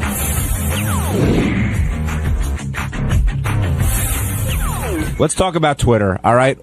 All of a sudden, the show is on Twitter. Tim decides that we need to be on Twitter. What happened there, Gary? Here's what I know, and then Jason can fill in the blanks. I know that there was a discussion. I think this is more generating from Tim, but I'm not positive. But Tim had a meeting with Howard and Howard's agent about Twitter. Okay. I had lunch yesterday. I had lunch with a publicist. I went out to lunch, and when I came back from my lunch, Tim was like walking down the hallway and goes, "We're going to start twittering tomorrow. We're going to Twitter." I'm like, whoa. And he goes, "We had a meeting about it." I go, "Well, I wasn't in that meeting." So I said, I have to talk to Howard. I have to find out what the tone of the Twitters are going to be, how he sees it being incorporated into the show, the whole thing. And then this morning, Tim apologized, but I got really upset with Tim, and I said, "You can't have a meeting about Twitter without me in it if you're expecting You're the head Twitterer." No, but the point is that if I'm going to be the filter, or I'm the producer of the show, I know. I should. So Tim goes, "Well, you were out to lunch." I go, "You can't call a meeting while I'm at lunch and then be mad I'm not at the meeting." Well, that's a little disingenuous of Tim, not to throw him under the bus, but he sent us an email about that meeting. When? And you weren't on email. Oh, really? Yeah. Oh, my, are you serious? I mean, I guess not. If you didn't get the email, then you weren't on. He sent one to me, Will, Steve, and who? Jeff the Drunk? Who else? Brad Driver and High Pitch Eric, I think. Really? Yeah. I had no idea. Fuck. No. Okay. So then I wasn't even invited to the meeting. I thought Tim had a meeting, but when did he send you the email? I don't know, around 11 yesterday. Okay, so even at that, so he didn't include me. But say he did, I would have been at lunch, and Tim, you can't have the meeting without me. Brandano filled in for you. So then I get back and I start hearing, like, today we're talking about it, and Jason doesn't know that I'm pissed off that I wasn't in the meeting. Right. So I start talking to Tim, and Jason goes, yeah, we covered that in the meeting. I go, yeah, the meeting that I wasn't fucking in. So then we went in during a break, and I talked to Howard, and I said, well, how do you see this working? And we sort of discussed it. And I heard at this meeting there was this discussion of a soft rollout. These are all, things that Howard hasn't been involved in. A soft launch. A soft launch. And we came back from commercial. Howard goes, hey, you know what? We're going to Twitter. And Tim goes, so much for the soft launch. Now, Jason, what happened at this meeting? Well, as you've heard, I got an email to be summoned down to Tim's office, and Tim was just telling us that he wants to do Twitter and wants to know, what we thought of the best way of doing it. So we basically said, hey, we'll just open it up on the computer that we all use, and we'll Twitter during the show. And Tim wanted to start next week the soft launch, where we just Twitter without telling people that we have a Twitter, and then Howard would announce it last week. Tim had this theory. He didn't want to start Twittering today because the show's not on next week, and then we come back, and blah, blah, blah. Like we had a thing where, somebody said, why don't we just put up what we put in the PDT, but we don't, get that descriptive in the PDT. We don't change it a lot. And then my feeling was that one person needs to be the filter, because somebody reminded me that when we first started doing the PDT, we let Sal type some stuff in, and Howard's like, "What?" Sal was typing in like wacky shit. Yeah, but Gary, I'm all for you with the filter, but Sal is the worst example. I mean, you found the guy with no filter and no judgment to use as the example. I know. So who's in charge of this thing? Gary. I'm the filter. Jason's typing, but I gave Jason some parameters for when I'm in the studio. I said, if they're breaking my balls, you have full permission to write, Gary's getting his ass kicked or whatever. But I just don't want it to, I don't want it to get, inevitably it's supposed to be Howard's voice. So I don't want it to get into stupid stuff like there's an ugly girl in the studio, because that's opinion. I want it to, like, today we said, we didn't have a lot of guests today, but I would like it to read, Ozzy and Sharon just showed up. Ozzy and Sharon are in the green room. Turns out they brought their kids with them. Just stuff that will add to. I'm hoping somebody will get a tweet, which I hate fucking saying.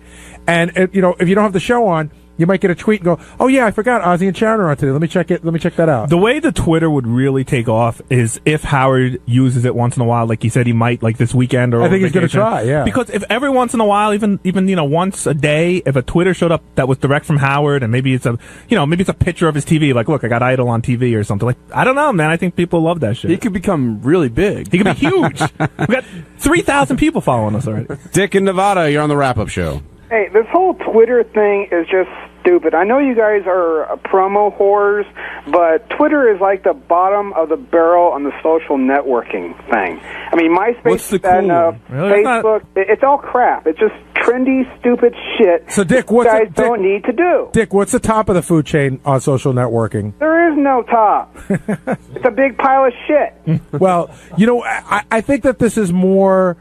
We're just trying to reach as many people as we can. We're certainly not hurting the show by doing it. No, it's free, I'm sure. It is free. I know you guys are getting something out of it other than free promotional advertising. No, that's all we're getting.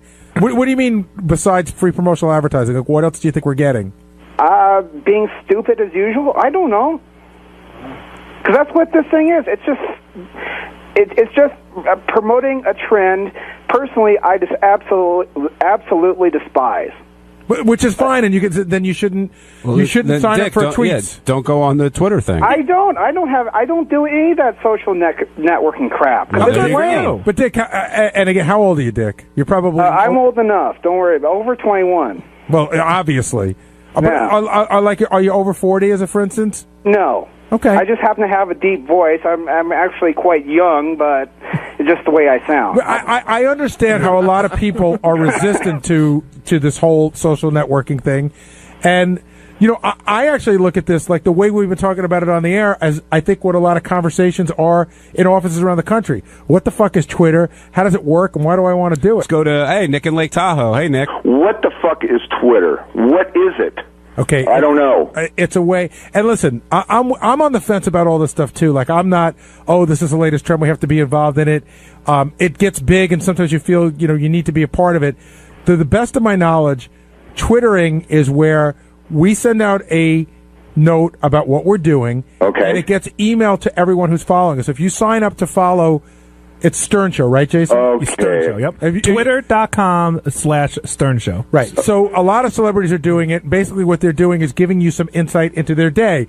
So, like P. Diddy says, I'm getting in my limo now. Now, if you give a fuck if P. Diddy's getting in the limo, then sign up. If you don't care, then don't bother. For us, we're trying to give you a little bit of behind the scenes of what's going on at the show. Let's go to Wes in Nebraska. Wes, you're on the wrap-up show. Hey, guys. I understand you want to be current and all, but most people don't even understand what it is, and they don't care because they have real lives. All right, so then they don't have to go visit the Twitter page. Right. In other words, we talked about does it make? We talked about it today about as much as we're going to talk about, so it shouldn't come up all that much. And let's move along. But I think people are getting it wrong. It's not to be cool. We didn't say like, "Hey, we'll be cool." It's just the same way like In Demand sometimes advertises. Yeah, it's just another way to get the word out about our show. Now, Jason, did that video ever get up there? Yes, at about 10:30, 10:45 this morning, the video reached Twitter. Thank you. Not my fault. Okay. Well, why are you staring at me? No, I know a lot of people think I run the website, but I don't. We sent the video to the website guys, and it took them a while to get it up, I guess. But it's up. It's Bianca on a bench. So you see, if you guys were on Twitter, you would know, and you can click on the link and see Bianca on a bench. I have one critique of Gary. You're the Twitterer. Yes. The head twat. That's what he was called. I have nothing against gay people. I don't know how else to say this. Like, I think all the exclamation points comes across very gay. Well, I have not. You're gonna have to throw that one at Jason. Yeah, I threw the. I have not given him any punctuation directions. I just thought it just looked very plain without any punctuation, and a period looked boring. So I threw a. So exclamation points are gay. I think they can be. I do it sometimes too. I don't know. I don't know if gay is the right adjective. Yeah, fruity. It's like next to it's like the smiley face, which I use to when I'm IMing with when chicks. you use a smiley. I agree. I do with chicks. I agree with Benji. No exclamation points. Okay, fine, but dude, I mean, a smiley face is not an exclamation point. It's an actual grammatical fucking, I don't know, whatever you call that. But a smiley face is just retarded. It's exclamation point is a gateway. All right, I'm not going to let this argument go on. I'm not.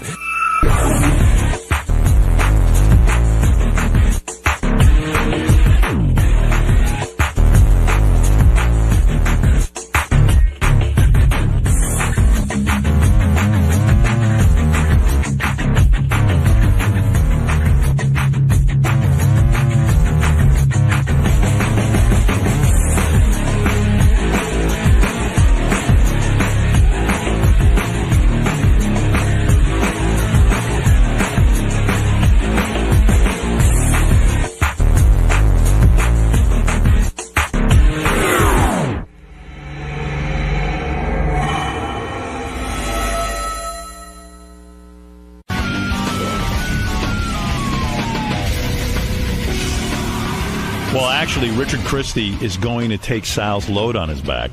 It's really weird. On the wrap-up show yesterday, Sal was saying, look, I don't think the listeners want me to drop a load on Richard's back. Is he kidding? They want like, Nick Manning or someone like that. So you should take a poll. I was surprised that you agreed to actually do this. I didn't agree to shit. When you went into the studio, you didn't agree? No. What Well, you didn't say no. I said I have to. Well, I kind of said no. I said I want to think about it. Well, did you hear what Richard said you should do? Because I think I have a way for it to not be gay for you. If you put on the if you put on the My View goggles and watch a porn movie, then you're never really looking at Richard, and it's not gay. Yeah, but it's still me on a video for the rest of my life jacking off on this hillbilly's back.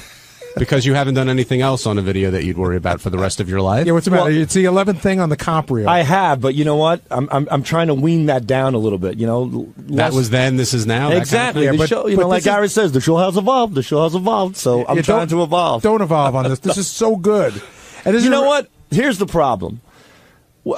Look, I'll do anything for the show. You know that I'm the dancing monkey. No pun intended, Gary. But the thing is that why would I think there's a pun intended? No offense, I should say. But the thing is that we do these things. We get a little crazy. The Captain Sack and the ball lick and the taint and all that shit. And then people call in and go, "It's too gay, too gay, too gay." And I listen to the fans. I listen to the people out there. I want to know, this to me is the ultimate act of gayness. I mean... But I think it's all on Richard. I think if you're not looking at Richard, if you got the goggles on, you're watching your granny porn or your piss mops or whatever it is that gets you off. Right. And you're not looking at Richard, then I think the gay part's on Richard. Well, here's my question. What I think we should do is we should poll the fans in advance. No. This is what we want. I think we go on Howard's. It's not a democracy. Howard knows what's funny. He doesn't poll the fans. He's got a funny idea, and this is what he'd like to do. I'm the guy stroking my cock on this redneck's ass. And Howard's asking you to do it. Oh, hold on. Well, you're saying poll the fans to see who does it? Is that worse than getting your balls licked? Is that worse than other things that you've done? Hold on. You guys are strong-arming me right now. Let me not. finish. Yes, you are. You're putting Howard's name into this. What? Because Howard asked you. Howard wasn't looking for a poll. Okay, but calm down. Easy does it. Slow down, boy. What I'm trying to say is that let's put a poll up this time and see if people really want to see this. And if they do, you know what? I'd be happy to, come closer to my decision. Can I be you for a minute? Howard is an entity. He's never asked anybody's opinion. He's always thought about, he knows what's good for the audience. He has these great ideas. Howard never polls the audience to see if they want something. He just does it because he's got an instinct. And his instinct on this is, it's funny. And he wants to see it. He said that. So Gary goes, we're not going to take any polls, Sal. Howard decided it's better if you drop the load, and that's the way it is. So meanwhile, they put up a poll anyway, and of course... They want Sal. 48% of the people want Sal. 25% of the people say a porn star should do it, and 27% of people say no one should do it. So overwhelmingly, the audience wants Sal to go to a hotel. Well, yeah, why would they want a porn star who they don't know? Right, and then drop a load on Richard's back. And so Richard really wants the guy from Family Guy. What's the guy's name? Seth MacFarlane. Seth MacFarlane. On the show. Yeah. And so I booked Seth MacFarlane. And now? He's coming on the show. Is Sal going to do it? Yeah. Sal's going to drop a load on Richard's back. And they're going to be in a hotel room. That's going to be the funniest thing. What's up? Richard's trying to back out. Can't back out. I just booked Seth MacFarlane. Right. He told me the deal was on. He says he heard that Seth MacFarlane was already booked, but that's not the case. No, that is not the case. What is wrong with him? That is not the case. Oh, yeah, dropping loads. I'm not trying to back out. Sal's the one that went in and told Gary that. But that's what true. I heard, that he was booked before we even did this thing. Absolutely not. Huh. We were thinking about it, but I said, hey, let's make it up to Richard. He says he wants Seth MacFarlane. I'll interview Seth MacFarlane if he takes a load. Because otherwise it's no fun. It's no fun if I don't take a load. Do you think they're just doing this to get you to have a load on your back? Well, very gullible, so... So when are you guys going to go to the hotel and get the load on your back so we can listen in? That's up to you, I guess. He's not going to do it that day. He's going to do it before.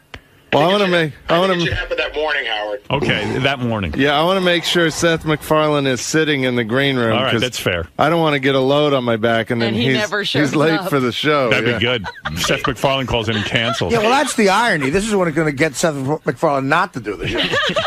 No, he's got a good sense of humor. So, Sal, are you going to hold up for a lot of... What's funny about this? Sal, yeah, exactly. Are you going to wait like 5 days and be all backed up so you drop a rope on him? Howard, he's yelling in the hallway now. Get in there, Sal. I never agreed to do this, and now he's backing We did the poll, like you said. The listeners want it. 48% voted.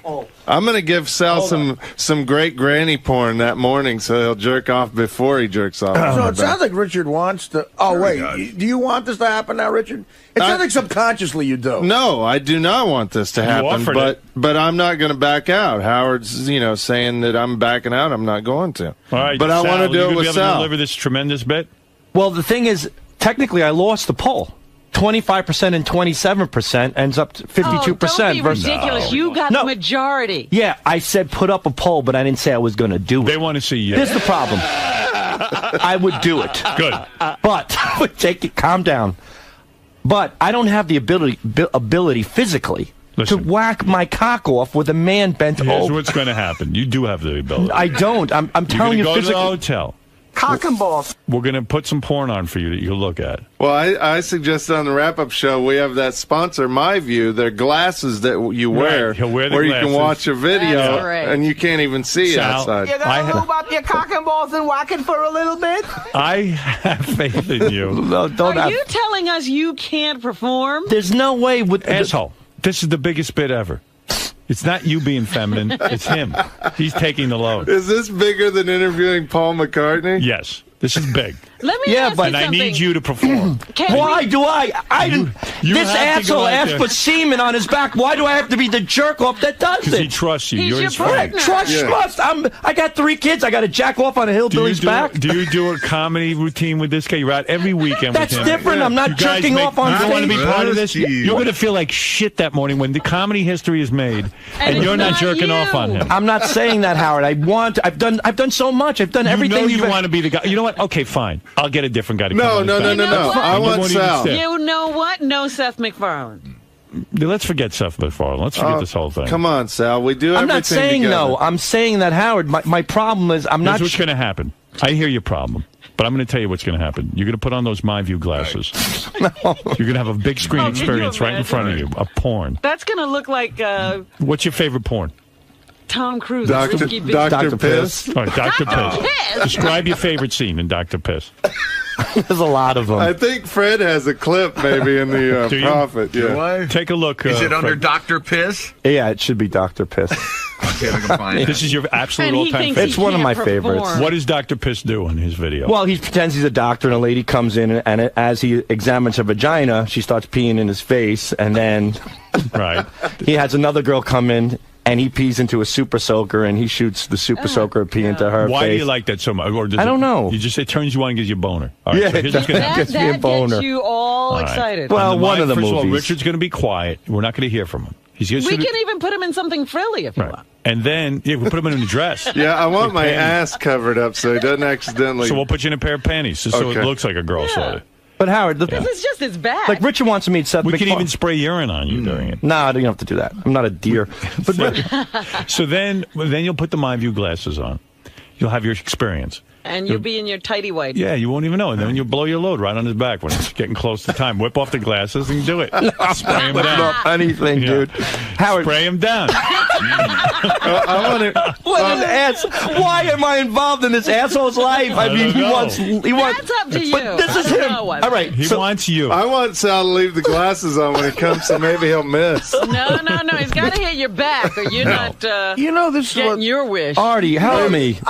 Sal, I wish I could, but this is you're paying for past sins. People think you want to do this on some level. I don't. That's what I'm saying. Sal, you don't want to do it? I'll get a different guy to do it. All right, thanks. No, please have Sal. Well, Howard, You're doing I it for don't- Richard. at I don't least. know if He's I want to begging do it unless it's Sal. Oh, I get trust out Sal. of here, Richard. You proposed this. Why do you trust were Sal? doing this. I know, but I want Sal to always be makes- do it Sal with always me. does something weird to you whenever he's involved with you. That cock's gonna end up in your ass. I know it. I'm gonna take a shit on his neck.